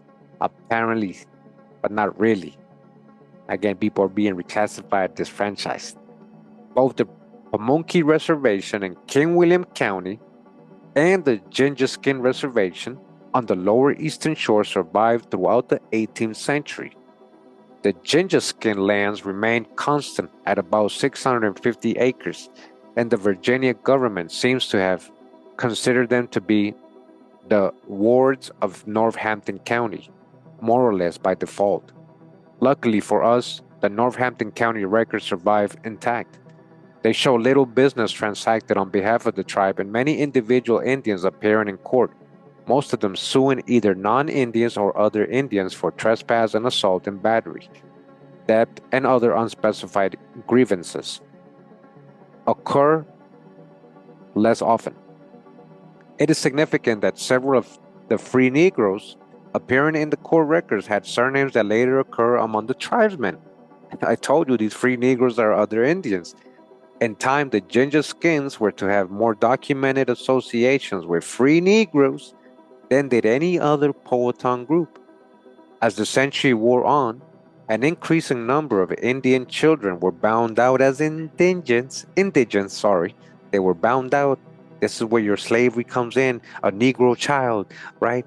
And free Negroes include Indians, right? They're being grouped with free Negroes, right? So when you got Indian children and they're people being grouped as Negroes, you got a Negro child, right? And now he's bound out. They might be bound out for 20 years, 30 years. Now you think that's slavery. And so they called it slavery in history.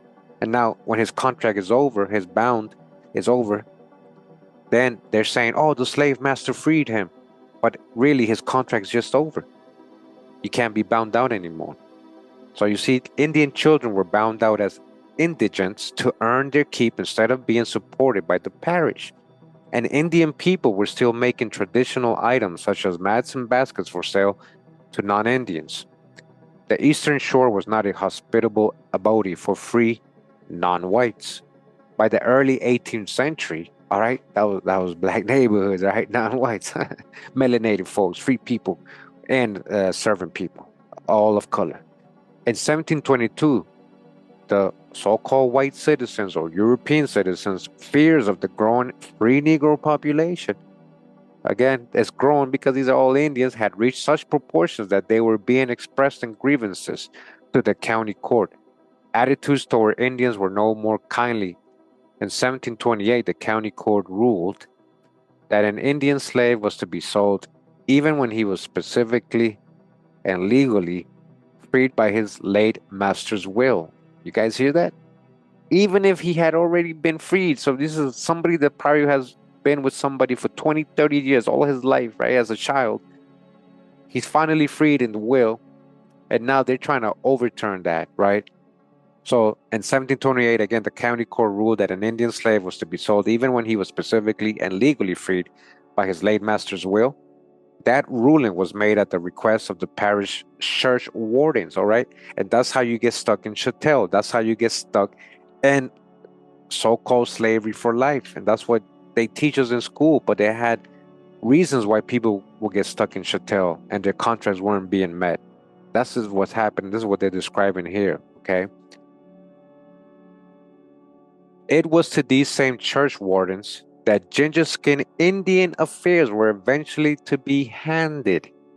The Gingaskin remains unenthusiastic husbandman, preferring to hunt and fish and grow kitchen gardens for their living, as their ancestors had. They did not prosper in these traditional occupations. In 1769, after receiving a petition either from the Gingaskins or from the parish church wardens, the Virginia Assembly passed a law allowing the church wardens to lease out 200 acres of the reservation, with the proceeds going to help support the Indians. The church wardens did, in fact, lease out only 100 acres, thinking that's sufficient. And by 1771, they were using lease money to pay for the Indians' living expenses. They also paid an Englishman in 1775 for boarding an Indian. By 1773, the Gingaskins were having trouble with neighbors laying waste to their lands, and they petitioned the assembly for proper trustees to oversee their affairs, a petition which was granted. The Gingaskins' reluctance to change their life ways and closeness of English neighbors to them, and their intermarriage with free Negroes, that's the hijack, because they're also people of color, together with the Eastern Shore's Europeans' strong and early demonstrated fears of free non-whites, all combined in 1813 to make the Gingaskins the first Indian tribe to be allotted and terminated in the United States, all right? 1813, that's very close to 1812, like the wars of 1812, huh? So they've been terminated to be allotted and terminated. They were the first to receive lots, but that's a way they were splitting people, individualizing tribes. That wasn't a good thing. They got terminated. Since their fate influenced the attempts made later on the other reservations, we will return to the remainder of their history at the end of this chapter. The Pamunkeys were better off than the Gingaskins in several respects. They owned more land at the beginning of the period, though it was whittled down considerably during the century. They had their primary settlement on a peninsula that is almost an island in the Pamunkey River. Indeed, it was occasionally called an island in travelers' accounts, and it gave them an isolation that partially protected them. They also did less intermarrying with non-Indians than did the Gingaskins. According to Thomas Jefferson, who was governor of Virginia in the 1780s, remember, he's also married people of color and Indians. Jefferson has a whole so-called black family, but he was probably a person of color too, all that. Anyways, it says that at that time they were still tolerably pure from mixture with other colors, which may mean exactly that, or that their out marriages had been mainly with whites. Nope, with Europeans or people that with the status of white. These all could be people of color. So Jefferson was less sanguine about the people on what is now the Mattaponi Reservation, whose men, he said, had more Negro than Indian blood in them. You see? So the people on the Mattaponi Reservation, these are Indians, right? Obviously, they wouldn't be there if they're not Indians. They're saying they had more Negro than Indian blood. What is Negro? That's not a country. Where is Negro land? Don't tell me Africa with that map. Come on now. That's from the 1600s. There was Negroes all over the world before that.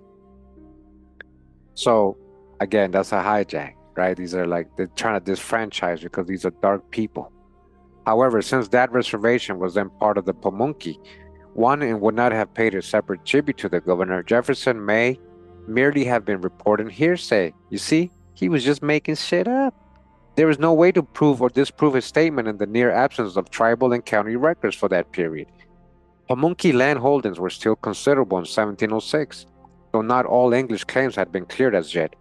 English claimants kept appearing, and in spite of Pamunkey's protests about encroachments, many of the claims exhibited in Williamsburg were often found to be good, since they dated from 1702 to 1704, a period in which many legal land transfers were made in Pamunkey Neck. Perhaps it is no coincidence that in 1706, Queen Anne of Pamunkey petitioned the Virginia governor to stop the sale of liquor to her people. All right? She didn't want no more liquor for her people. They were getting too drunk. They was messing them up. Though some Englishmen were indeed trespassers, it seems that the Pamunkeys' complaints stemmed as much from their own frustrations as from English actions. The group's situation was certainly not a happy one. They felt hemmed in, unable to exercise their hunting rights, and they hated watching their young men leaving and being detained by the English, huh? They being detained, their young men being detained, like police detain your young men today, your colored young men today. Yeah. For these reasons, in 1710, Queen Anne of Pamunkey asked the governor to remit the tribe's tribute, since the old men who were left were unable to hunt. By 1715, when Queen Anne complained of English buyers not notifying the tribe of surveys to be made and of surveying more land than they had bought, the tribe had made up its collective mind to sell no more land to anyone. It would only make leases. But problems continued with Englishmen claiming land and clearing too much. In 1718, the matter was finally turned over to the King William County Court, whose records are no longer extant. You see what happened to the records, man. In 1723, one last purchase of land, originally made in 1687, was ratified by the Assembly at the Pamunkeys' request. Meanwhile, the Pamunkeys had more trouble with an English neighbor who hindered their hunting in 1717. The Colonial Council ordered him to desist. In 1748, the Pamunkeys began to divest themselves of more land. They held at that time at least 3 tracts. The peninsula on which they lived containing about 1,100 acres, a contiguous tract on the mainland of about 2,000 acres, and another tract of about 88 acres 4 miles away. There were apparently other tracts as well. The small tract of about 125 acres on the Mattaponi River, 10 miles away, was also administered under the heading of Pamunkey by the colony and later by the state, never sold away. It was occasionally inhabited by the Mattaponi Indians in those days, right? Who may have been Chickahominy and Mattaponi remnants from upriver, or Pamunkeys, or a combination of all 3, taking their name from the river on which they resided. Only the Pamunkeys dealt with the colonial and state government in the 18th century, probably because they controlled enough land to sell some of it away. The Pamunkeys were not prospering in the mid-18th century.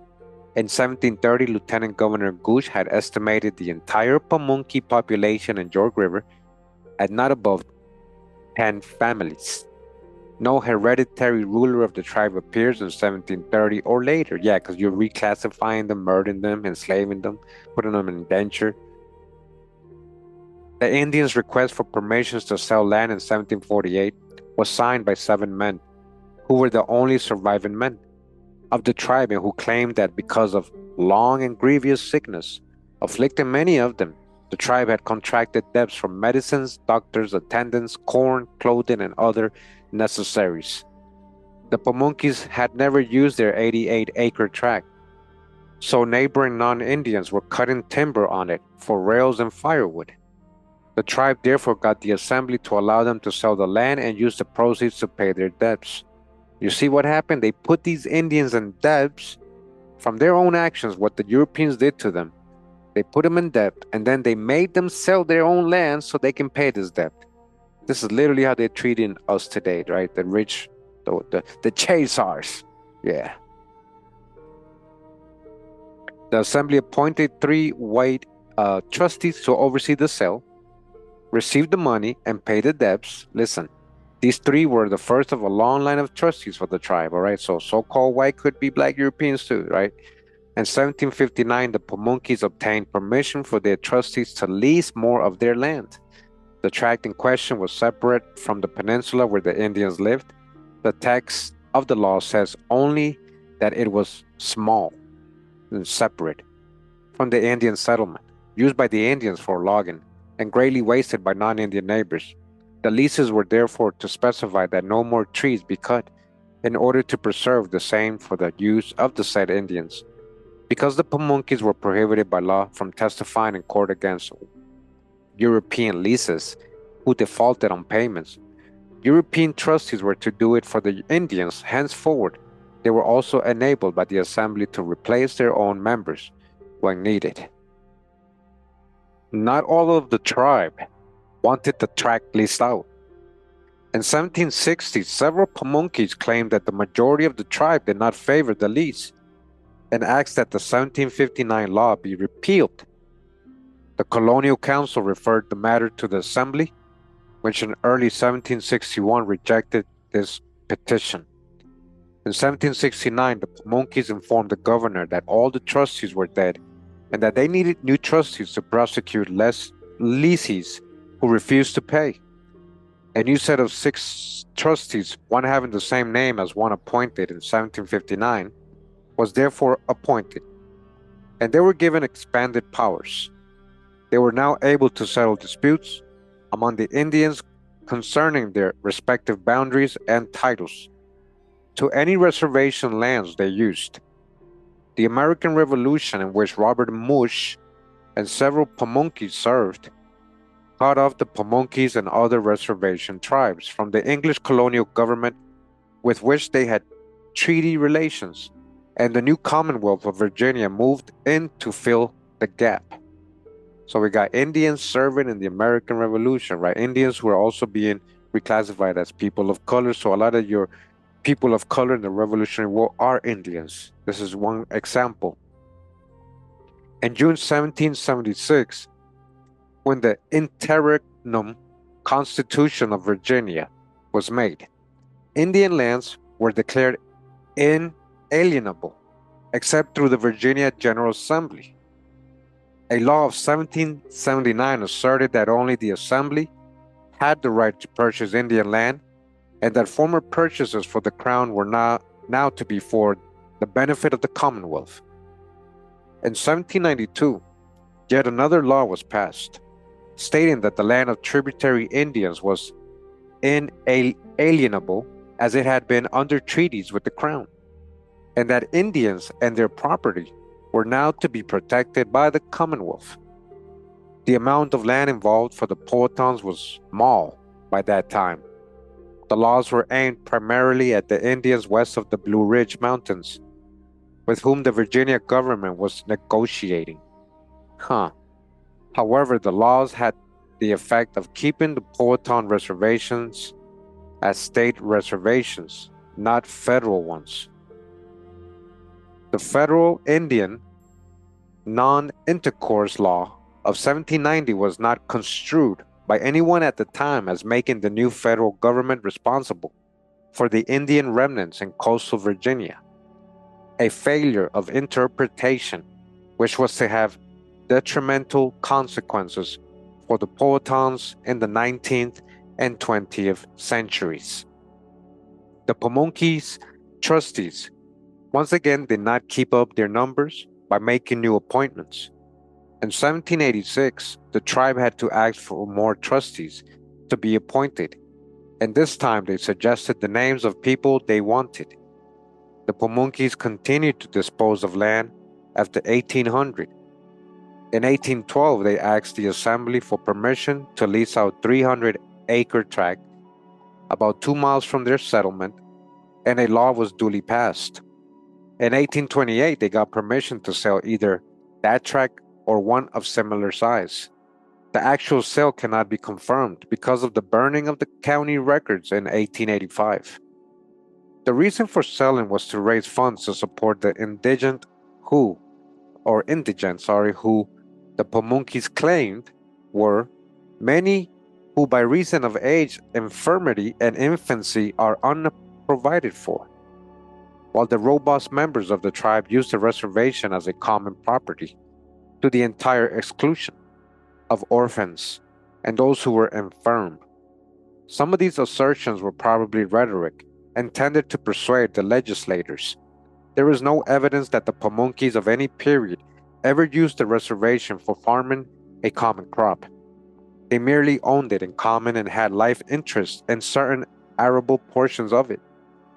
Not only that, but a document of 1842 asserts that the Indians were all of one family, so that no one should suffer need at any rate. The tribe was enabled to sell a tract that they had not occupied for about 30 years.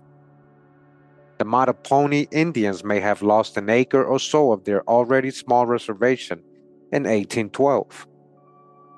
On June 23rd, the King William County Court issued a right to investigate the proposed condemnation of an acre of the reservation so that one John Hill could rebuild a grist mill on what is now Indiantown Creek, the reservation's northern boundary.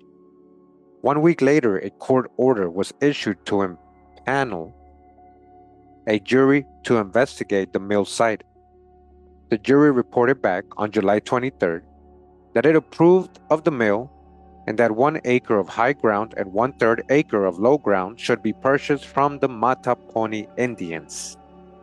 Hale then bought materials and applied to the county court to issue a summons to the Indians to show cause why he should not rebuild the mill.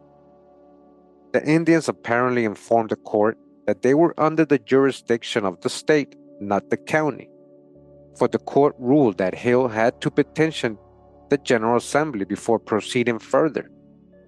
Hale did so, asking that a law be passed allowing him to abut his dam to the Indians' land plus acquire as well, dirt for the former mill dam had been taken from there earlier. The Assembly deemed Hale's petition reasonable, but the bill drawn from it did not pass. The reservation boundary is still Indiantown Creek. And we continue in this chapter, and it says here, culture change, right? Documentation for 18th century Powhatan culture change is regrettably sparse. People who lost their reservations ceased to be of concern to the colonial and later the state government. Pay attention, all right? Whose records are reasonably well preserved for the 18th century. Even those Indians who kept their reservations appear infrequently in governmental records. They were, on the whole, law-abiding and therefore obscure, except when they sold off land. The same is true in the county records. Those not destroyed by local negligence or during the Civil War. Indians and so-called blacks are all the same. People of color and the lower stratum, so-called whites, rarely appear, since they usually own no land as individuals, contracted no legal marriages in English terms, made no wills, and broke no laws. Thus we have, or shall have, to trace Powhatan culture change as far as the records permits, and then try to fill the gaps with analogies from other Eastern Indians' history. Change became a little easier for the Indians because some of the extreme harshness of the 1705 code for non-whites, right? We're talking about the black codes, there being the sugar code. And I told you, same year, 1705, the black codes, right? When all these Indians are all of a sudden not appearing in records anymore, right? So the Indians going through this extreme harshness as well because of these 1705 black codes for non-whites was ameliorated during the century. Non-whites were permitted to testify in court against slaves in capital cases in 1723, but they remained unable to testify against so-called whites or people with white status, because that could be black folks too that are listed or passing as white. But they remained unable to testify against them until after the Civil War. In 1732, non-whites convicted of offenses within the benefit of clergy were no longer to be put to death, but were to be branded in the hand and given a corporal punishment instead. 2 years later, Indians were permitted to testify in criminal cases with Indian defendants, a law which sprang from the recent murder of an Englishman by a tributary Indian, tribe not recorded, when Indian evidence had been needed in court. So again, just like what black folks are going to, right?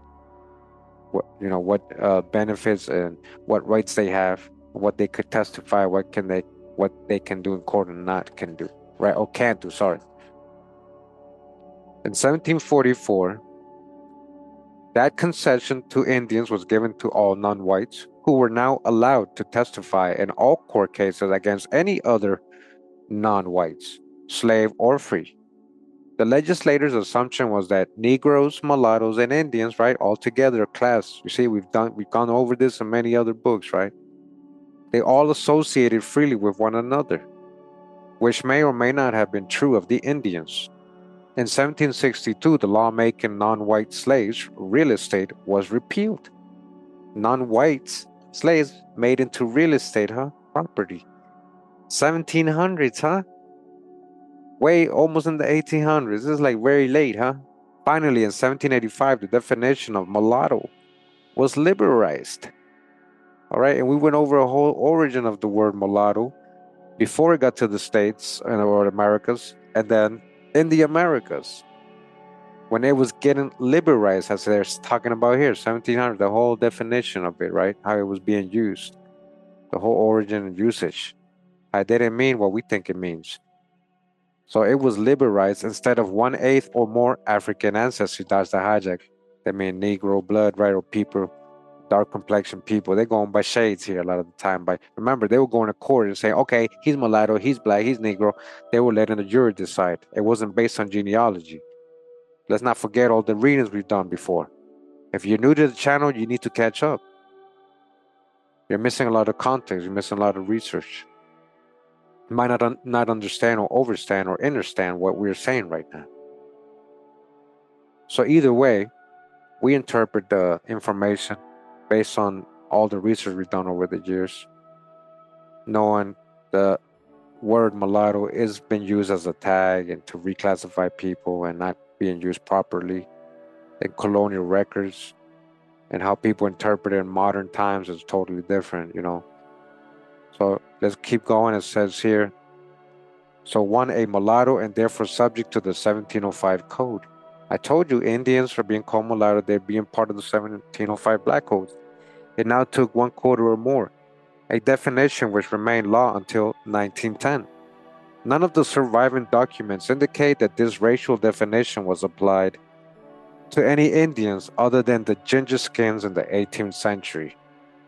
None of the Powhatan remnants, with or without reservations, was ever exposed to New England-style missionizing.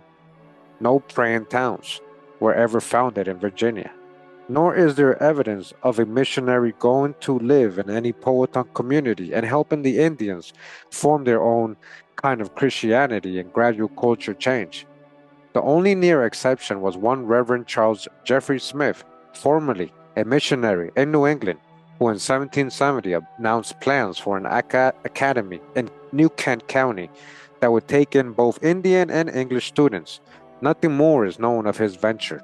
Instead, the major agents of culture change among the Powhatans remained primarily the near neighbors of whose character Lieutenant Governor Spotswood so heartily disapproved.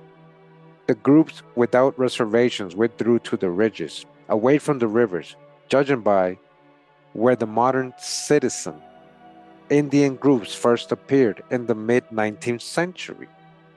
There they probably had to shift to more intensive farming, since the edible swamp plants traditionally used to see families through the spring would have been farther away. For the reservation remnants, the trustees overseeing their affairs and the education of their boys at the College of William and Mary had a major impact. You see, that was first for Indians. College of William and Mary was for Indians first. You see what they're doing, right? Apart from Gingaskins already described, we have records only about the Pamunkeys. Sometime between the Queen of Pamunkey's last appearance in 1718 and the petition signed by the adult men in 1748, the group's political system became less formal, more democratic, and decidedly patriarchal. By mid-century, the Pamunkeys had a sort of council composed of the adult men in the group. The trustees appointed to oversee their land affairs began to serve some governmental functions, through which they gradually became agents of culture change. Agents of culture change, huh? The change was far enough advanced, and the 1677 treaty seemed outdated enough that by the 1780s, King William County was taxing individual Pamunkeys on their personal property, which included horses or mules, a single category, and a few slaves. All right, you see what categories the Indians are being put under? You guys see? And again, all these Indians from King William County were eventually classified to people of color in the records. Paper genocide.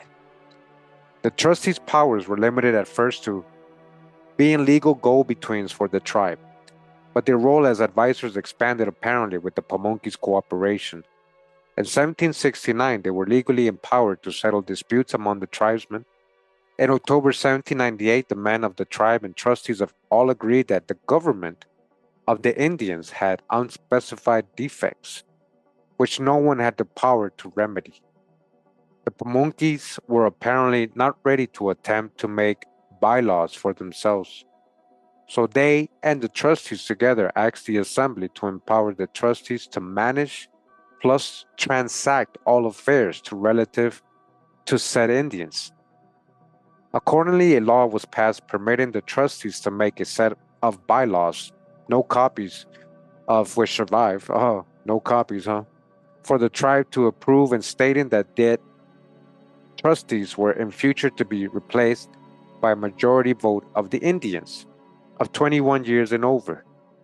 Since female suffrage was not a feature of Anglo-Virginian society at the time, and since the Pamunkeys had long since ceased to have queens or kings, both the trustees and the Indians assumed that all voters would be male, an assumption that still obtains on the Pamunkey and Mattaponi reservations today. All right, you guys hear that? The Indian school at the College of William and Mary was founded through a bequest left in 1691 by the noted chemist Robert Boyle. Boyle's money was invested in an English farm named Brafferton, and the profits from the venture, known as the Brafferton Fund, were used for the education of Indian boys in Virginia, as directed in Boyle's will. Okay, I told you a lot of these Ivy League schools or very first universities or colleges were actually for American Indians, guys, like Harvard and all these places. William and Mary is definitely one of them. All right, you see, as a saying here, for the education of Indian boys in Virginia. That's where they take the Indian out of you and indoctrinate you, westernized thinking and modern concepts of race and all that. The logical place to use it, in the Virginia government's opinion, was an appendage of the only college in the colony, the College of William and Mary. However, the Indian school at the college was slow getting started, in part because of the reluctance of Powhatan parents to send their children away. When pressured, the parents cited the breach of a former compact made long ago by this government, when instead of their children receiving the promised education, they were transported, as they say, to other countries and sold as slaves. All right? Not Africans, Indians being. You see how they promised them education and then they ended up being enslaved instead? The parents didn't forget that. The surviving colonial records do not corroborate that story, although it could well have happened. Of course it did. Of course it did. See, we've shown the records. We have definitely shown the records, guys, of Indians being sent out as slaves. Hundreds and thousands of them. We've shown the records. So dodge the hijack with this modern book, because that's what I say. This book, we're getting a whole other perspective, but it's giving us drop, right? Some details in the hijack, a little details in the hijack here. So failing to get Powhatan students for their school, the English resorted to buying, right? Buying who? Buying young Indian servants / slaves, right? They forced them. They bought them like property. They forced them to be educated. They bought them. Listen, this is crazy. So they were buying young Indian servants, imported into the colony. Imported from where? Until 1711, Lieutenant Governor Spotswood hit upon a plan. He offered to remit the tribute of the poverty-stricken tribes if they would send some of their male children to the college. And the plan worked. You see how they offered them money and they're like, hey, man, yeah, look. And because they already had made them be, put them in a state of poverty. And now they're offering them a way out of it. Soon the Indian scholars included the reservation Nasimon, king's son and cousin, 2 sons each from the Nottoway and Meherrin councillors, the son of the Queen of Pamunkey, with a boy to serve him, and 2 other Pamunkey boys to be educated. The Chickahominys also apparently sent a child. By the summer of 1712, there were 20 Indian boys at William and Mary. They had a master to teach them, and are decently clothed and maintained, so that they seem very well pleased with the change of their condition, as indeed the parents and others of their nations who come frequently to see them express much satisfaction with care that is taken of them. The next year, when Spotswood made treaties with the Iroquoians of southern Virginia, the Nottoway, the Meherrin, and Nasamon children were moved to Fort Cristana. By 1715, some of the Indian children at William and Mary could read and write tolerably well, could repeat the church catechism, and knew how to make their responses in G church. And both the parents and the boys themselves had shown a great desire they should be admitted to baptism. However, the majority of Virginia clergymen opposed baptism so soon, claiming that since the boys were born in non-Christian families, they should be capable of giving an act of their faith first. A document from within the college the next year accords with that less rosy picture. A new teacher had been installed and the former one reimbursed for the books, paper, pens, and ink he had bought for the boys. Few Indians were at the school now, and the new teacher wanted to admit English boys as well, with partition erected in the classroom to separate the English children from the Indians. Now you see, they're admitting here. I told you it was Indians first, because they wanted to admit English boys as well. Why? Because there was only Indians at first. Only Indians. It started out with Indians, these Ivy League universities, I'm telling you guys. The standard curriculum was entirely European. Reading, writing, and vulgar arithmetic and catechism. Yeah, and those buildings they did it with were probably already here too before the Europeans arrived, huh? You already know. Hugh Jones, who taught English students at the college from 1717 to 1721, painted a more dismal picture yet.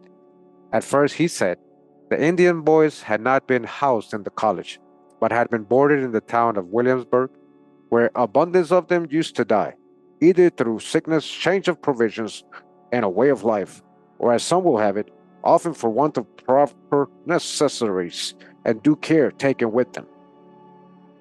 When Bradfordton House was built, the boys had sleeping accommodations there as well as a classroom, and in Jones' time, the survival rate was apparently higher.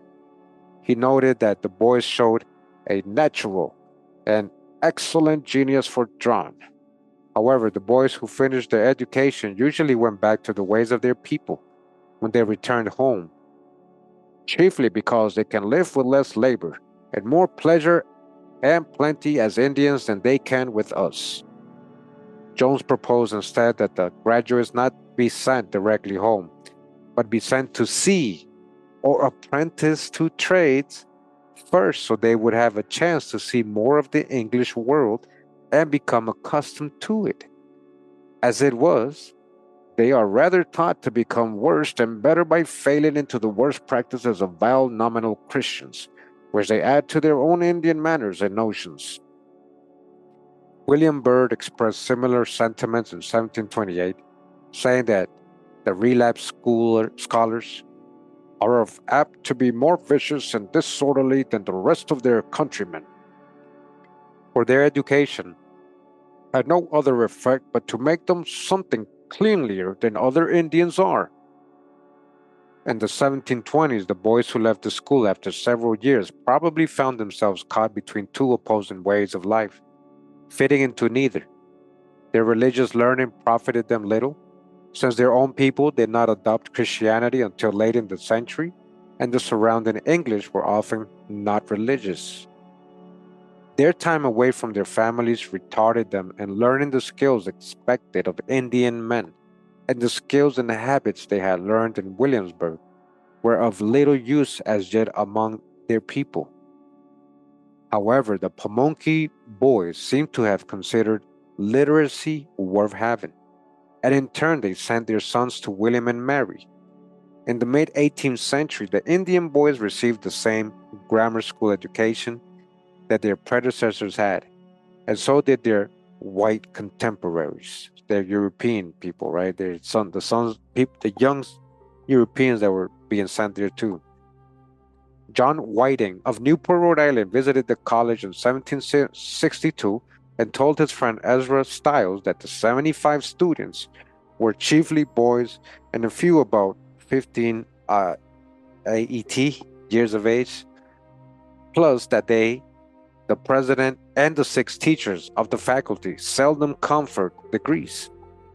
There were 8 Indian students at William and Mary in 1754, 5 of them Pamunkey surnames. In the 1760s and 1770s, the number shrank to 2 Pamunkeys, one of them Robert Mush, later Morsh, and still later Marsh, was a student in 1769. A sample of his handwriting and later life survives. In 1773, there were still Indian boys at the college who were clothed in the English style with money from the Brafferton Fund. The Indian school at the college closed only after the Brafferton Fund English in origin was diverted to the West Indies during the American Revolution. Wow, the West Indies, huh? It says white Virginians or European Virginians, as usual, were not interested in perpetuating an Indian mission school. However, the boys who had attended the school must have been a constant source of English influence on Powhatan culture, even if in earlier days they did apostatize. Another probable source of change in Powhatan culture was the non-Indian spouses taken by Indian people who feared marrying close kinsmen. Spouses might conform to Indian custom to a considerable extent, but they would nearly always pass on some elements of their own ethnic heritage. That would be especially true of in-marrying males, whom the Pamunkeys in recent decades have tried to exclude for just that reason. And records of marriage, as for other aspects of 18th century Indian life, the only surviving evidence comes from the reservations. The Gingaskin marriages among free Negroes have already been cited. Evidence for outmarriage among the Pamunkeys exists, but it is sparse. Judging by that evidence, by Jefferson's observations, partners in the 18th century were either whites or Indians or Europeans and Indians. The Pamunkey population was still a small one. There had been not above 10 families. In 1730, and 7 adult men in 1748. In 1787, Thomas Jefferson wrote, possibly accurately, that the Pamunkeys were reduced to about 10 or 12 men, while the Mattaponi group had 3 or 4 men only. 11 men signed the legislative petition of 1798. The Pamunkey legislative petition of 1812 was signed by 14 men, 3 of whom had been students at William and Mary. In 1754, you see, who's signing them? The people that's been through their system. Several European men married into the tribe late in the century. On the whole, the Pamunkey group was growing through natural increase in immigration. Nonetheless, the Assembly wrote an extinction clause into the 1828 land sale law. The sale monies were to be invested, and all the principal remaining on the extinction of the said tribe, was to revert to the Commonwealth. That extinction has never yet taken place. You see that? Well, it kind of did by reclassifying them into so-called black or Negroes, right? Several surnames, apparently inherited patrilineally, were established among the Pamunkeys by 1748, right? By the dad, right? By the European side, right? And some of those names show remarkable continuity thereafter. Langston and Cook are still reservation names. Sampson was another until early in the 20th century, and Mush appears at the beginning and the end of the 18th century, and then remains through the 1830s. The name Taha appears in the records only during the first half of the century, and Williams only in the 1790s, while Gunn, Cooper, and Gurley appear from the 1790s through the 1830s. Thus, the majority of Pamunkey men appearing in the 18th and early 19th century records had surnames of reasonably long duration. In the late 18th century, several European men and perhaps also women joined the Pamunkey Society, establishing their names among the population. Evidence for women is much harder to come by. One James Bradby, perhaps the same James Bradby who attended William and Mary in 1754, while the Pamunkeys were there, was taxed as a white male titleable at King William's County, right? So he was passing as white or being classed as white. Again, these same people were being listed as colored in King William County. I'm gonna show you that in another video with the Congress record. So it says Richard and Patrick Bradby, possibly his sons, appeared thereafter in connection with the Pamunkeys labeled variously as white or free colored. You see? So that's what I'm trying to tell you guys. They just playing with people based off status or based off shade of complexion or based off wealth or status in the community. Remember, we went over this. We literally went over this the other day. Or not the other day, but recently, the less than a month. We got a couple videos on breaking this down. So it says the confusion in the records may indicate that they were of mixed Indian white ancestry. He's calling it confusion. That's the hijack. They're trying to reclassify people. They're going off, because it's not based off color, it's status. So he's saying they were of mixed Indian and European ancestry, or that their marriage to an Indian had changed their social status in the county. Social status, not color. They both lived on the Pamunkey Reservation in 1798, where they were taxed as white titleables, but Richard was taxed as an Indian in 1807. Both were charter members with their wives and with Pamunkey Indians of Lower College Baptist Church in 1791, being enrolled in that church's separate free colored list, okay?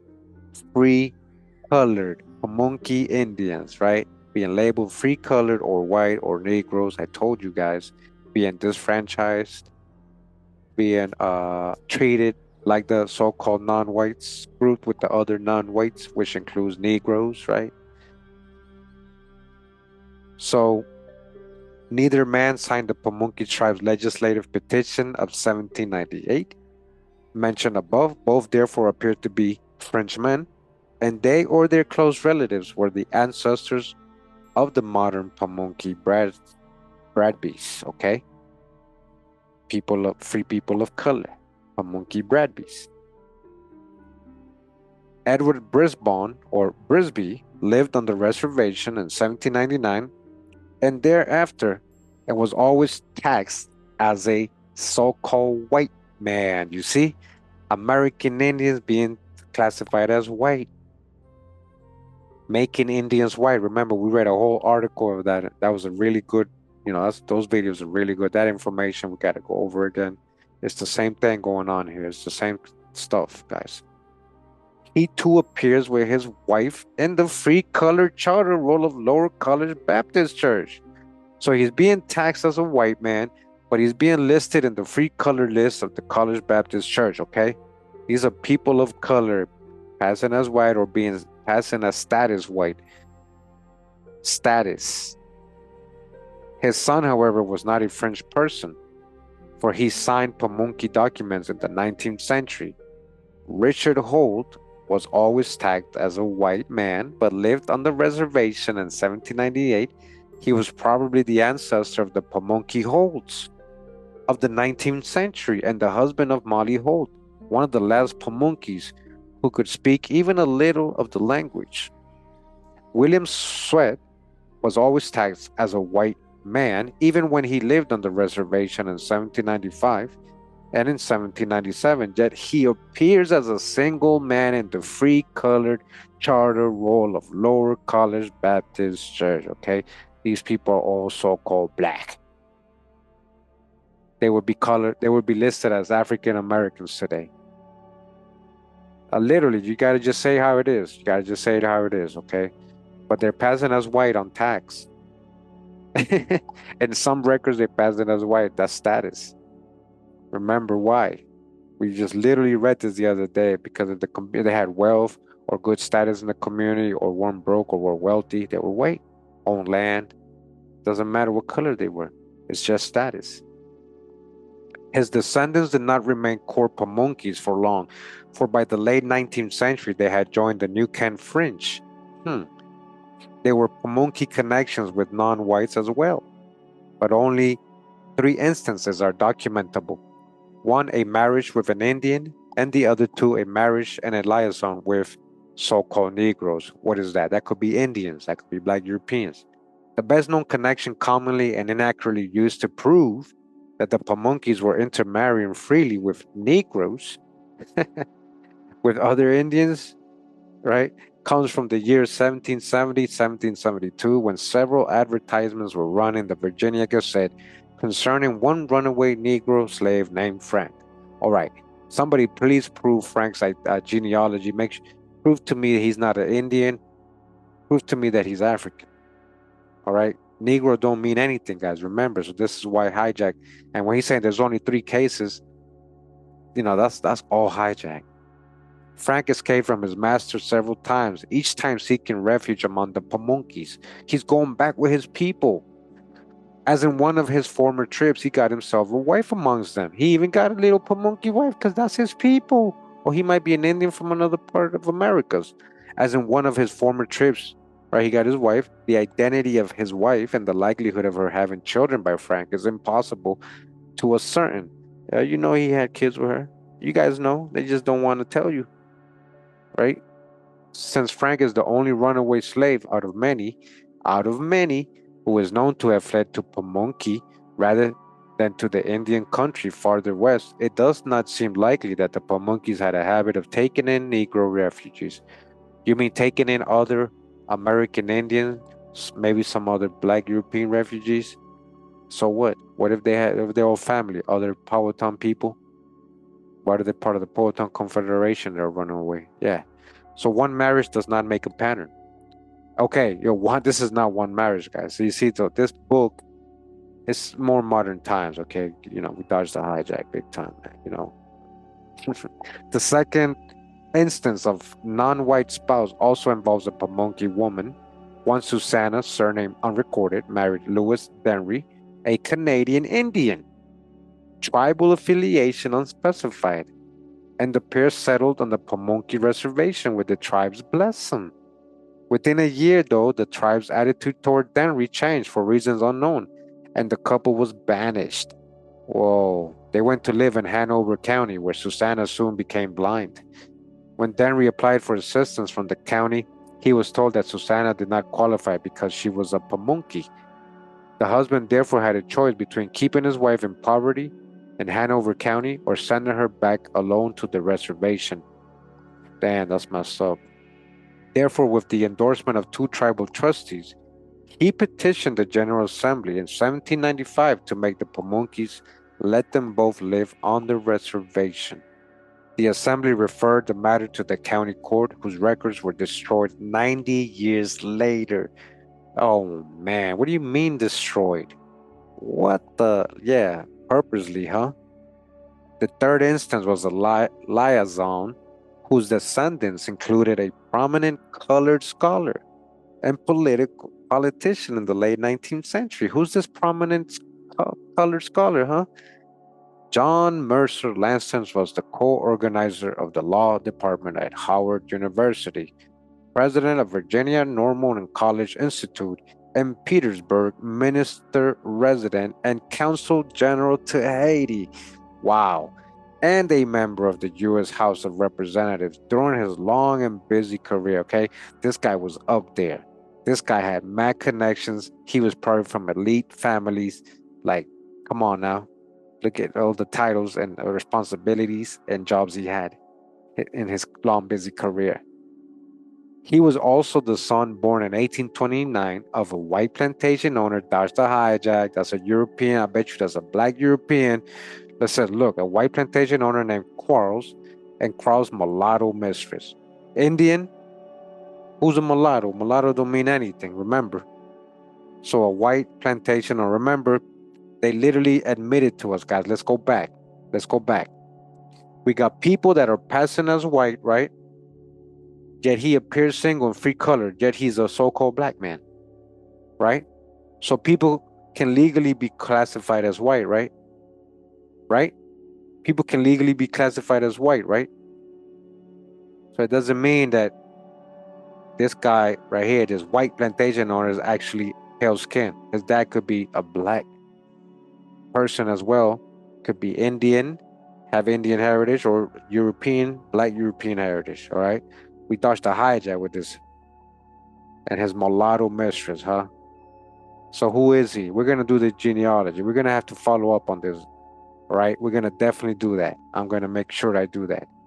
A manumitted slave named Lucy Langston. We're gonna see if there's any proof of his father being a pale-skinned man, and we're gonna see if they have any proof of her being mulatto, like actually what they tell us mulatto means, right?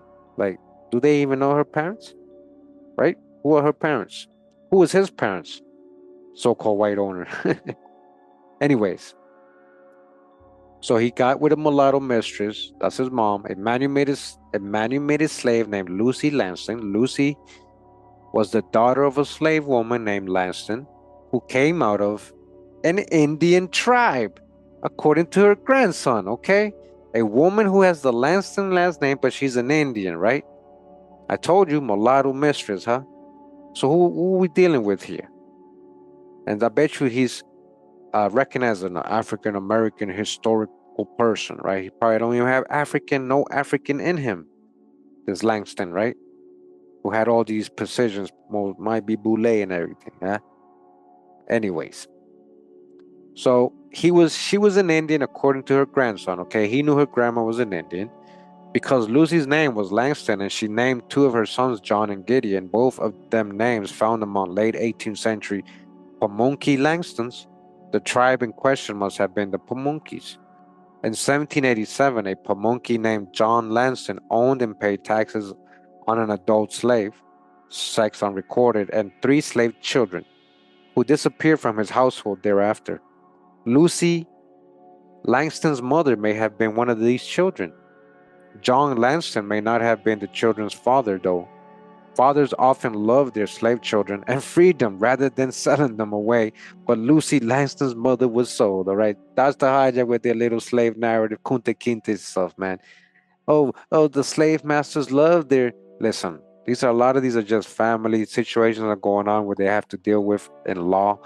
In the times, this is how these laws were put in place. Sometimes the kid had the status of the mom. The mom had that uh, uh, thing that she carried, the status of being a servant or an indenture, a servant, and that status went on to the child. So that doesn't mean anything.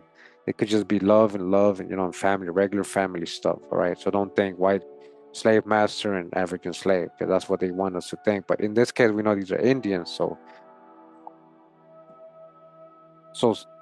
it says John Langston's treatment of his slaves' children was certainly not affectionate. Okay. Okay, sorry, as kids, she remained a slave all her life and passed the condition on to her daughter, like I was just saying, who was manumitted by her white lover before her son John's. Okay, that's the hijack. See, a white lover, white in status, before son John's birth. So the King William personal property tax book shows several Pamunkeys, both men and women, as slave owners. Yeah, because that's just a plantation. They probably had their family working or neighbors. They had indentured servants or even European indentured servants. That doesn't mean Punta Quinta stuff here, guys. So if they're Indians, they're obviously not white plantation owners. They're Indians, right? These same Indians are being listed as colored. So we're talking about black so-called slave owners, right? Right? But because we think we know the true history, it's not like Punta Quinte how we think, right? How they want us to think. So the King William personal property tax book shows several Pamunkey, both men and women, as slave owners in the late 18th and early 19th centuries. These people owned only one slave, the exception being John Langston in 1787 only. The slave's sex is not recorded. At least 2 of the Pamunkey's male slave owners also had Indian European wives who were freeborn. Yet married men having children by slaves was not uncommon elsewhere in Virginia. Such cases may have occurred at Pamunkey, and the children may have been allowed to remain on the reservation for a time French people until such toleration became too dangerous. That's the hijack over here. If may have stop, man, stop making it up. They know they were their family. That's what they said. They may have stayed there long. No, listen, this is family. That's their farm. A plantation just means a plant where they plant stuff, right? Plants, crops, a farm. Yes, and people had indentures. They would maybe fall in love sometimes with their indentured servants, but that's family now. Or the whole time they were from the same family or cousins or whatever, or from the same tribe. You got that's the hijack with these modern books. They try to add the how hijacks here of thinking, right? So it says on the whole, then the evidence for outmarriage among the Pamunkeys in the 18th and early 19th centuries is limited. Although process of culture change in the group, although some out of marriages to Europeans or other Indians occurred and assisted the process of culture change in the group. Culture change is what we're talking about in this chapter. More important for the group's subsequent history in a very racist state, the 18th century record is too inconclusive given the complete lack of records about the wives of Pamunkey men to be useful in establishing the entire racial background of the reservation people in later periods. Exactly. So if you can't tell us who they are, how can you tell us who they're not? All right. Shout out to Con Drop, man. Drop Nation. So it is impossible to determine from the scanty evidence whether the Pamunkeys had a definite policy on an outmarriage in the 18th century. Modern Pamunkey oral traditions assert emphatically that they did, and that the policy admitted some Europeans but no Negroes. The first bylaws made for the tribe in 1798 have not been preserved, but the tribe certainly seems to have been willing in those days to oust any people who were not congenial. The Denry case also foreshadows a Pamunkey's practice of the 20th century, allowing Pamunkey men to marry Indians or Europeans without losing their rights of residence, but forbidding Pamunkey women who married non-Pamunkey men to live on the reservation while the marriage existed. That practice, whenever its inception, whenever, reinforced the patriarchal political organization the tribe had developed. Other elements of Powhatan culture change as well. There is but scanty direct evidence to show which traits became changed at what time, and yet again, that evidence comes from the reservations. Andrew Burnsnaby visited the Pamunkey Reservation in 1759 and found the Indians living in traditional jihakans while wearing English clothes. The men's chief occupations were still hunting and fishing, which continued to be the case until well into the 20th century. In 1765, Governor Francis Fauquier also wrote that some of the tributary Indians were wearing English clothing. The evidence for literacy among the Pamunkeys is mixed. The petition of 1798 was written by Robert Murch, yet all but two of the signers of the 1812 petition, including some whose names appear among the school children of 1754, signed with their marks. By then, family names had become patrilineal, and so probably had kinship in general. Some families owned horses or mules, a few owned slaves. Everyone spoke fluent English. Most people were probably monolingual English speakers, judging by how few words were remembered later by two women born in the 1770s. By the 1780s at the latest, the way in which the Pamunkeys married one another had become semi-civil, semi-ecclesiastical. Robert Mush married a Pamunkey named Elizabeth, surname unknown, in 1783. Once the match had been agreed upon by Elizabeth, her husband Robert Murch, and her parents, the couple had their marriage bonds published 3 different times in their church or missionary station. Whenever a Baptist preacher came to visit, the parallel with the Episcopal Church's reading of the marriage banns is obvious. After the third announcement, however, there was no further ceremony. The couple simply began living together as man and wife, in keeping with traditional Powhatan marriage. The Mushes and their tribe thenceforth considered the union to be permanent. The Pamunkeys apparently converted late to Christianity, after a period of uncertain length, of religious limbo, in which most traditional rituals and many beliefs had disappeared without being replaced by another creed. Oral tradition among the modern Chickahominies states that they were the first to convert. A missionary named James Bradby joined their group in 1793 and married an Indian woman, after which Bradby's descendants are said to have married into the Pamunkeys. However, documentary evidence does not corroborate the tradition. The evidence has already been described. From it, we may infer that the Bradbys and the Christianity spread from the Pamunkeys to other Indians. Some Pamunkeys had already been baptized by 1791, when Lower College Baptist Church was organized in King William County with a charter roll that included 13 core or French Pamunkey men, 13 core or French Pamunkey women, and a man from the New Kent French. These people had probably been baptized by itinerant Baptist preachers, whose activities among the Pamunkeys we know from the Mush marriage described above. Robert Mush moved his family to the Catawba Reservation in South Carolina shortly after 1800. And in February 1806, his wife, and his son joined the Flint Hill Baptist Church in York District, bringing with them their letters from the Church of Christ in King William County.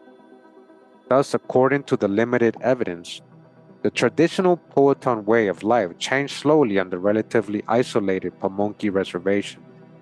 The groups that had lost their reservations and become squatters on the less desirable lands away from the rivers may have changed more rapidly. No additional direct evidence can be gleaned from the surviving Virginia records, so for corroboration of and more details on Powhatan culture change, we must turn to ethnographic ethnology among the coastal Algonquins north of Virginia. The New England Algonquins made a wide variety of accommodations to the English presence, yet they showed the same broad culture change patterns as the Powhatans. So the same thing is happening with the Algonquins up north, right? They're talking about all this disfranchisement, they're people losing their identity, they're losing their culture, they're being disfranchised, losing their land. So the groups vary from the Mohegans of Connecticut, who remained very traditional through the mid-18th century, through the Stockbridge Munsees, who after a long period of contact with whites or Europeans deliberately settled themselves at a Presbyterian mission along with European families in 1734, through the Narragansetts of Rhode Island, who retained a reservation government until 1880, through the Shinnecocks of Long Island, who still retain a reservation but no formal government. The New England Algonquins were all very conservative economically. That is, they retained their traditional division of labor and continued to live by hunting, fishing, foraging, and limited horticulture until the mid-18th century and beyond. Thus, we find the belief that hunting was for men and farming for women among the Stockbridge Munsees. In 1739, 5 years after they settled in an Indian European mission with the idea of adapting to European ways. Not only that, but traditional emphasis on generosity to kinsmen and on harmony with nature, which had an economic leveling effect among the people, persists to the present. The Shinnecocks were nearly landless by 1703, but they could not conceive a way of life that did not involve migration from field to fishing station to hunting camp. They were therefore allowed to lease a large wooded tract in the center of Long Island on which to continue hunting. From 1792 onward, they leased that land to non-Indians, but women went on gardening while the men concentrated on fishing and whaling. All right, whaling, Cape Verdeans, whaling. They were taking them to Cape Verde. Seasonal employment in rich households in nearby Southampton was added in the 19th century, and the pattern continues to the present. The Mashpees of Massachusetts and the Puspatoks of Long Island also followed a practice of women farming, men whaling in the 18th century. Okay, and again, a lot of these people have shown in past videos people being reclassified to free people of color or people of color, right? The Mashpees, the Pusapoks, and all these, the Chinnecogs. The making and selling of anglicized traditional crafts produced income for Indians other than the Powhatans. In Pennsylvania and elsewhere, the United Brethren missions staff saw Indians eking out a living selling baskets, brooms, wooden spoons, dishes, etc. Mainland Wampanoag women in Massachusetts continued making baskets and brooms. In the late 18th century, the last Indians at Pawgasuk or Pawgasuk or Shoestown in Connecticut sold party-colored baskets to supplement the living they made by hunting. The Pequots or Pequot in the same state did the same. Housing remained traditional for a long time, though it changed more rapidly. In 1765, some Narragansetts still lived in wigwams, while others had frame houses, and the Sakim's family had 18th century English style farmhouses. All right? On Martha's Vineyard, where Indians began uh, converting to Christianity in the 1640s, and many wore English clothing by the 1700s. All right, Indians looking like Europeans, right? Even most converts still lived in wigwams in the early 18th century. The nearby mainland Wampanoags lived mainly in wigwams as late as 1767. Though some of these dwellings had brick fireplaces, a decade later there were 42 shingled houses and 26 wigwams in the community. The data are uneven for the Stockbridge Munsees. In 1749, 3/5 of them still lived in wigwams. In 1762, they had 60 wigwams and 6 houses.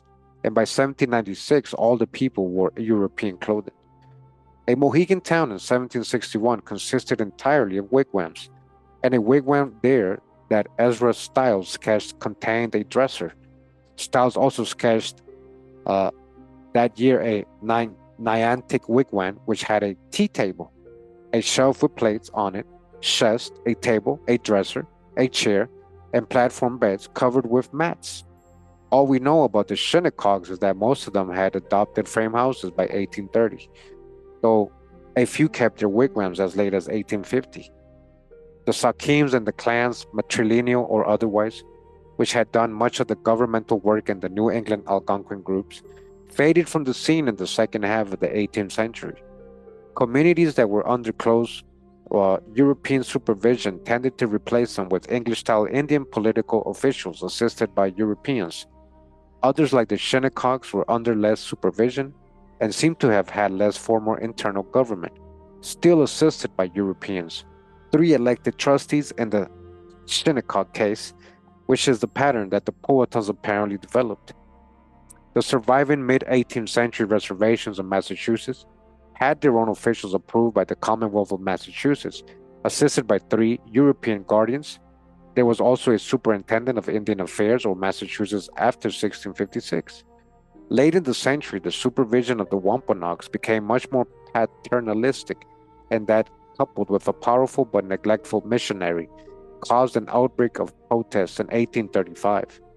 The Stockbridges, whose matriclans had seriously broken down before they settled at the mission, and the Mashpees had more autonomy.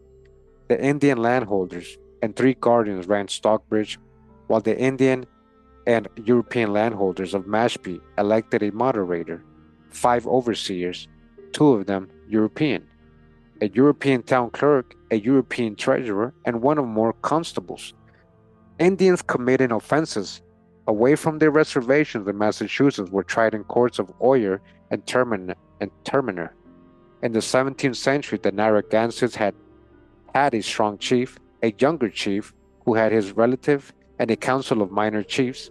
By 1768, there was still a hereditary chief and a 5-man council, but the last hereditary chief died in the 1770s, and thereafter a leader called the president was elected, with bylaws being regulated by the state of Rhode Island beginning in 1792. The Shinnecogs, once under strong sachems based on the Connecticut mainland, had no formal governmental structure at all by the early 18th century, their traditional hereditary leaders having disappeared. In 1792, the state of New York legislated that three white trustees were to oversee the Indians' land leases and internal land affairs. All other governmental services for the reservation people were and still are handled by the town of Southampton, as for other citizens. The Indian people of Martha's Vineyard and of the praying towns were encouraged to become literate as an integral part of practicing Christianity. Dodge the hijack. Some of them became literate in both English and Algonquin. A mission school was founded for the Narragansetts by 1750. The Stockbridge Mission automatically included a school for Indian and European children. The Shinnecogs, on the other hand, had no school and still remained illiterate in the 1790s. Some of the New England Algonquins experienced a religious limbo, while others did not. The people of Martha's Vineyard had a mixed experience. Some converted to Christianity after epidemics in the 1640s, killed traditionalists but bypassed many converts, thus showing the powerlessness of the traditional religion. Others, however, either converted late in life or did not convert at all during the first century or so of contact with missionaries. Many coastal Indian groups, such as the Long Island Montaukes and the Unkachoks, met few missionaries until the Great Awakening of the 1750s. The mission that was set up among the Narragansetts around 1750 eventually converted the people. Until then, more or less traditional weddings were the rule. The success of the praying towns of the Massachusetts mainland was always mixed while it lasted. Even among the Stockbridge Munsees, who deliberately settled at Mission to change their way of life, only 10% of their numbers were active church members in 1796. The others do not seem to have practiced any religion actively. Conversion of some people, but not others in a tribe, could cause trouble, as was the case at Powhatan in 1742. Powhatan, when a convert complained that tribesmen told him, "If I am Christian, then I shall not have my share of tribal land." The New England Algonquin remnants that survived through the 18th and early 19th century were generally small enough that they needed to marry non-Indians in order to prevent inbreeding. The inceptions were the Montaukes, and to a lesser extent, the Shinnecogs, to whom marriage with outsiders, especially to members of other Indian groups, was actually forbidden by European overlords. What? You hear this? They were controlling, making sure they didn't marry other Indians. You guys hear this? Who feared an uprising. The result was a predominantly endogamous population on the reservations, with many mixed breed families in the nearby vicinity. Other Indian groups, not especially racist themselves and not hindered by racist European policy or white policy, married out. The non-Indians they took into the communities were both white and black. We're talking about all colors. We're talking about all status and all colors, according to the local traditions prevalent today. Actual documentary proof is usually lacking. Dodge the hijack. Yeah, because you're reclassifying people and saying everybody came from Africa and that all Europeans are white. That's why you think it's lacking. But many outsiders claim to see both Caucasian and Negroid, as well as Indian, types among tribal members, you see. Negroid and Caucasian, those ain't countries. Those are modern concepts of race. Because original Caucasians, I'll let you know, were actually Negroid. Yeah, that makes sense. As well as Indian types all over, right? All phenotypes. The Narragansetts are believed to have mated extensively with European and Negro servants, right? Other Indians or Black Europeans, right? During the servitude forced upon them after King Philip's War. By 1792, they had learned to discriminate against people who married blacks and put the tribal reputation in danger. The new bylaws of the year stated that voting members of the tribe were to be males who were the children either of Indian women or of Indian men by non-Negro women. All right, now it's becoming racist. So you see, now they're getting really disfranchised. Now Now you're turning mad people into Negroes. Who's these Negroes? Who's so-called black? What is their genealogy? Prove to me they're not Indians too. And prove that they're Africans. The 18th century Powhatans then appear to have experienced slow culture change along the same lines as many other coastal Algonquins, particularly those who lived under the same relative neglect. People in such a position could adapt to new conditions at their own pace and therefore with less pain, although there was still some pain involved, as accounts of heavy drinking among both the Powhatans and the people of Martha's Vineyard show. Culture change outside Virginia did not automatically mean disappearance either. Many Algonquin reservation groups faded away or were legislated away, paper genocide, but others hung onto their land and their Indian identity. All right, all your ancestors, who kept saying, "Nah, we Indians, They refused to be paper genocide and erased, They refused to be erased. And we continue. It says here, determination of the Gingaskins. English people were generally too busy with other interests in the 18th century to pay much attention to the Indians still among them. They were engaged in land speculation in the West, wars with the French, and later a war of independence with the English. There would be further hostilities with the English in 1812 and 1814. They preferred, of course, to keep their slaves working for them, even when those slaves were descended from Indians. All right? Slaves who are Indians, look, these slaves are descendants of Indians, right? But I bet you they're being called Negroes. Pay attention. Even if they're descended from Indians who had been illegally enslaved decades before. Their laws for non-whites were repressive by today's standards, but much worse was to come in the 19th century. Many Europeans believed in one-drop rule.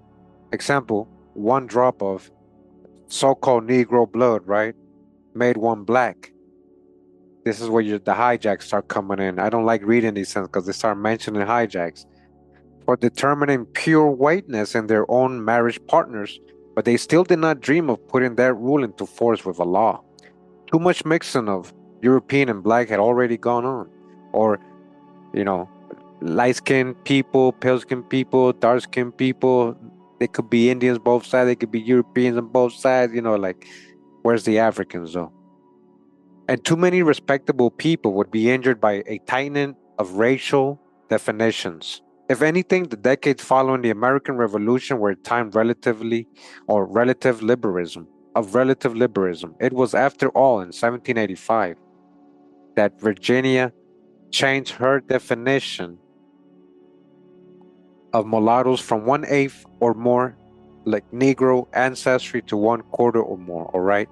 See, anybody was mulattoes. Remember, we just went over these laws, but we got the real context that said Negroes. It didn't say African, right? And so we know how they were just naming Indians mulattoes anyways.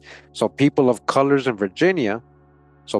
all colors in Virginia and elsewhere mixed to some extent, never dreaming that the political and social climate would change drastically in the future and put those mixed blood descendants and even the prominent white descendants of Pocahontas into serious jeopardy.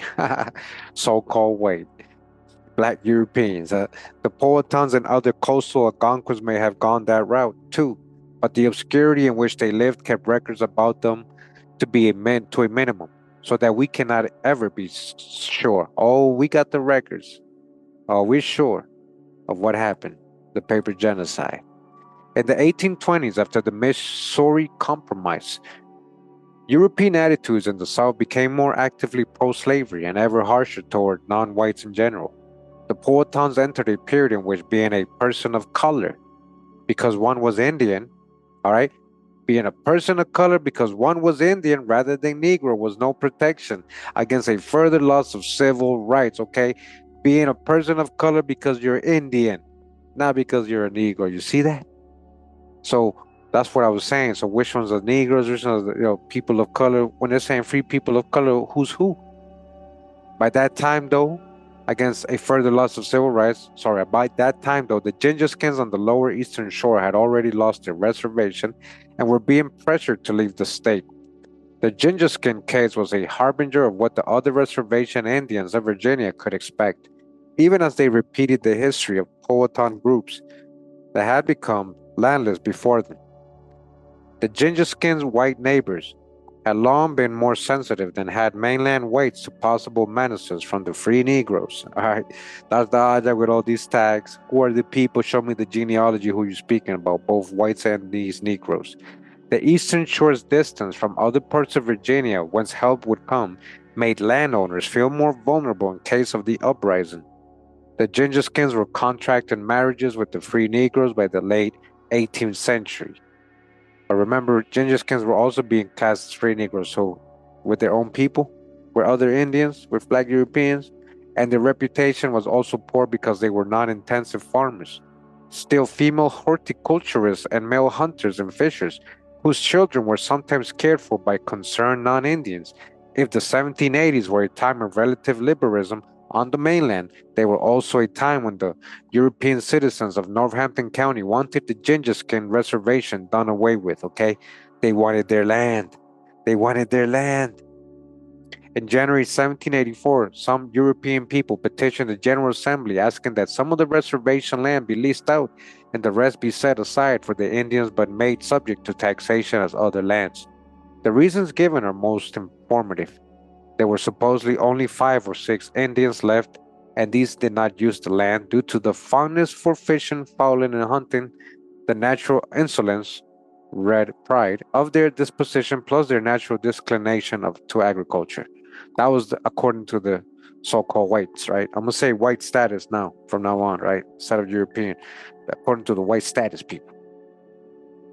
Otherwise, the reservation was an asylum for free Negroes, plus other disorderly persons who built huts thereon, plus pillage and destroy the timber without control, to the great inconvenience of the honest inhabitants of the vicinity, who have ever considered it a den of thieves, plus nuisance to the neighborhood.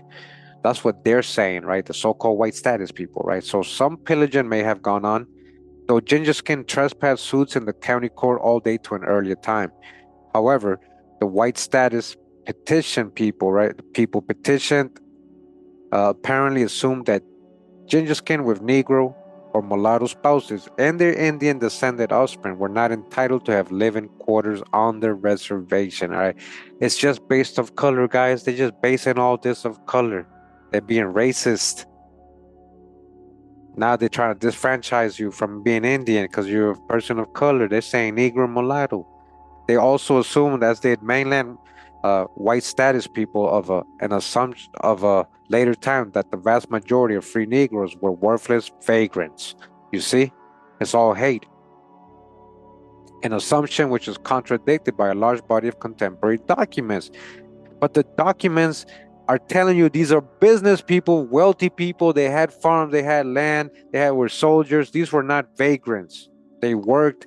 They were carpenters. They were land surveyors. You know, the contemporary documents, basically, they're not letting you know. I'm letting you know in a different way. That's what they're saying right here. Even though they were saying these people are vagrants, they're just trying to take their land. They're trying these Indians, disfranchising them and then describing them incorrectly. The assembly apparently agreed with the petition. In December, the Northampton court, seemingly at the behest of the assembly, appointed commissioners to report one people living illegally on the reservation. So before I continue, I just want to add, remember that we read that when it came to status, jury would decide if you're a vagrant, you would be Negro. If a brother of that vagrant person was rich and wealthy, he would be white or Indian. Remember that. So that's why they're trying to turn these Indians into vagrants, but they were actually wealthy people. So once their report was in, a new set of commissioners was appointed to rent and dispose of the reservation land as they conceive will be most to the Indians' advantage. Wow. The reservation continued to exist, however. In October 1787, some white status citizens petitioned the General Assembly again. The Gingaskins, they said, were nearly extinct, there being at this time not more than 3 or 4 of the genuine, full-blooded Indians at most. They're only saying that because they're dark complexion, guys. The real Indians did little farming, and instead they rented out their land for a pittance, while they, the men that is, abandoned themselves among solely to the employments of fishing and fowling, from which they chiefly derive a maintenance. Most of the reservation had allegedly never been cultivated or used in any way to support the Indians. Questionable assertion. Meanwhile, the adjacent neighborhood had wantonly pillaged. The timber that used to cover the reservation, the land ought to be in the hands of people who could protect it. Example, white status people. Further, the land ought to be taxed, and the idle set of free Negroes who have of late years connected themselves with the Indians and occupied the greatest part of their lands. You see, now they're just saying, oh, those are all Negroes, those ain't Indians. They got absorbed into the Negroes. That's what they're trying to say always, huh? You're still an Indian. But that was what they were saying, right? So out to be expelled. The petitioners therefore wanted the reservation sold and the money used to maintain such of the said Indians as appeared to be genuine descendants of the tribe. The petition was rejected. The Gingaskins continued on their way as before, and their white status neighbors remained disgruntled. In 1792, the General Assembly had to deal with problems arising from the leasing of reservation land. The county was now required to appoint trustees who would lease out land, distribute the money, and settle any disputes between themselves and the Indians. The trustees were duly appointed, and a letter from one of them to the governor reveals that a survey of the reservation was also made. The letter indicates little real understanding of the kind of people the Gingaskins were. The leasing rather than selling of the land land graded upon the writer, for he had to continue to work with people whose known habits of indolence and aversion from every kind of profitable labor, example, intensive farming or trades, indicated the true characteristic of the tribe of Gingaskin, Indians, who seem to have inherited the native indolence of all that class of people. All right, that was according to the haters, the people who wanted their land, the people who were reclassifying people, right? However, the trustees went on managing Gingaskin land for another 20 years, during which one trustee died and was replaced by an order of the county court. By December of 1812, the Gingaskins had somehow been persuaded by the reluctant trustees to give up their reservation. The trustees therefore petitioned the assembly for permission to divide the land among the Indians who had greatly increased within these 20 years and who had, it was alleged, finally turned to farming so that they were desirous of receiving shares of land. Whether the Indians were actually desirous becomes questionable in light of the trustees' simultaneous assertion that they wanted to be relieved from the further performance of their duty. The petition was signed by the trustees and by 11 Gingaskin Indians with their marks. It was accompanied by a lengthy letter from one trustee who described the trustees' past refusal to allow money to build more houses for the Indians and their non-Indian spouses, and perhaps relatives, for fear of increasing the number of free Negroes. You guys hearing this? On the reservation. It's all about color, guys. The judges just judging this franchising you based on color. The real Indians, in parentheses, right, were not suspected of criminal activities, but the free Negroes were as usual. All right, treat the Negroes bad, huh? There had also been a recent accusation brought against some of the inhabitants of this town, respecting a contemplated insurrection by them, plus the slaves, which was probably the event which triggered this latest pressure on the Gingaskins to disband. The Indians had refused the idea of selling any reservation land and dividing the money, but they were now willing that the land should be divided among them to be held henceforth and fee simple. Thus began the first termination or legal allotment of reservation land and detribalization of its new owners in U.S. history. You see what allotment of land does? It detribalizes you. They're literally telling you right here. That's the same thing they did with the Muskogee people when they were allotting their land. They detribalizing them. But this is the first case of that happening. Before that, before the so-called Creeks, all right? These people went through the allotment of their land, turned into lots, their reservation, and they got detribalized. And now they got new owners, the U.S. history, the U.S. government. The idea was a natural culmination of English attitudes toward land and Indian people. It would be put into practice many times by various governments, states and federals, right? State and would be put into practice, right? They're still doing it. It's what they're talking about. That's what I was saying. They did it to the Creeks. That's the whole five civilized tribes, right? Allotment, right? The Dawes Rolls and all that. Always with the same expectations of making Indians pseudo whites, making them pseudo white status. You guys hear that? Making them pseudo whites, so called whites, or making them leave, and nearly always with the same results. Some Indians gave up their plots, but then took shelter with those who held onto their shares. The Virginia Assembly passed the Gingaskin Termination Law early in 1813. The Indians were completely free to sell their plots, but as long as they kept them, they were to pay no taxes on them. The latter apparently liberal clause had the opposite effect. The white status people of the county had long been bitter about the Indians' tax exemptions.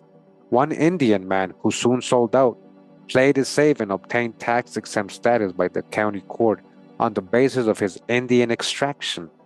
You see what's going on early? Oh, yeah, tax free, huh? Tax free Indian, huh? Commissioners surveyed the reservation in 1814 and allotted plots of equal size to the 27 adults entitled to share in the tribal estate. The subsequent fate of the reservation land, which totaled about 692 acres, is easily summarized. Before 1816, 6 plots were sold, 2 with life interest being retained, and parts of 2 or more were sold, a total of 187.5 acres. In 1819 to 1830, 2 plots and 1 acre of one more were sold, a total of 59 acres.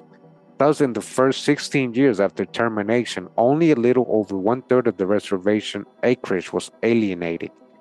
Then, in November 1831, 3 months after the Nat Turner insurrection, remember he was coming from Nottaways Indians, Nat Turner, in Southampton County, and while white status people with paranoia was running high, 13 plots were suddenly sold, 1 with life interest retained, and the remainder of 3 more partially sold off plots were also alienated, a total of 370 acres. In the 3 decades after 1831, the whole plots and the remaining interest and 2 others were sold, usually by allottees, heirs, in one case after a civil suit to determine ownership. The suit originated in November 1831. So you see how, because of malmanagement or because of treachery or because they were setting these people up to eventually sell the land, or the people just sold it. People are losing land. The Indians are losing their lands, their allotments. They knew that would happen. They know if they give them ownership of land and turn it into money and make them survive off of money eventually, or just do kind of schemes to make them leave and sell the land or things like that, whatever.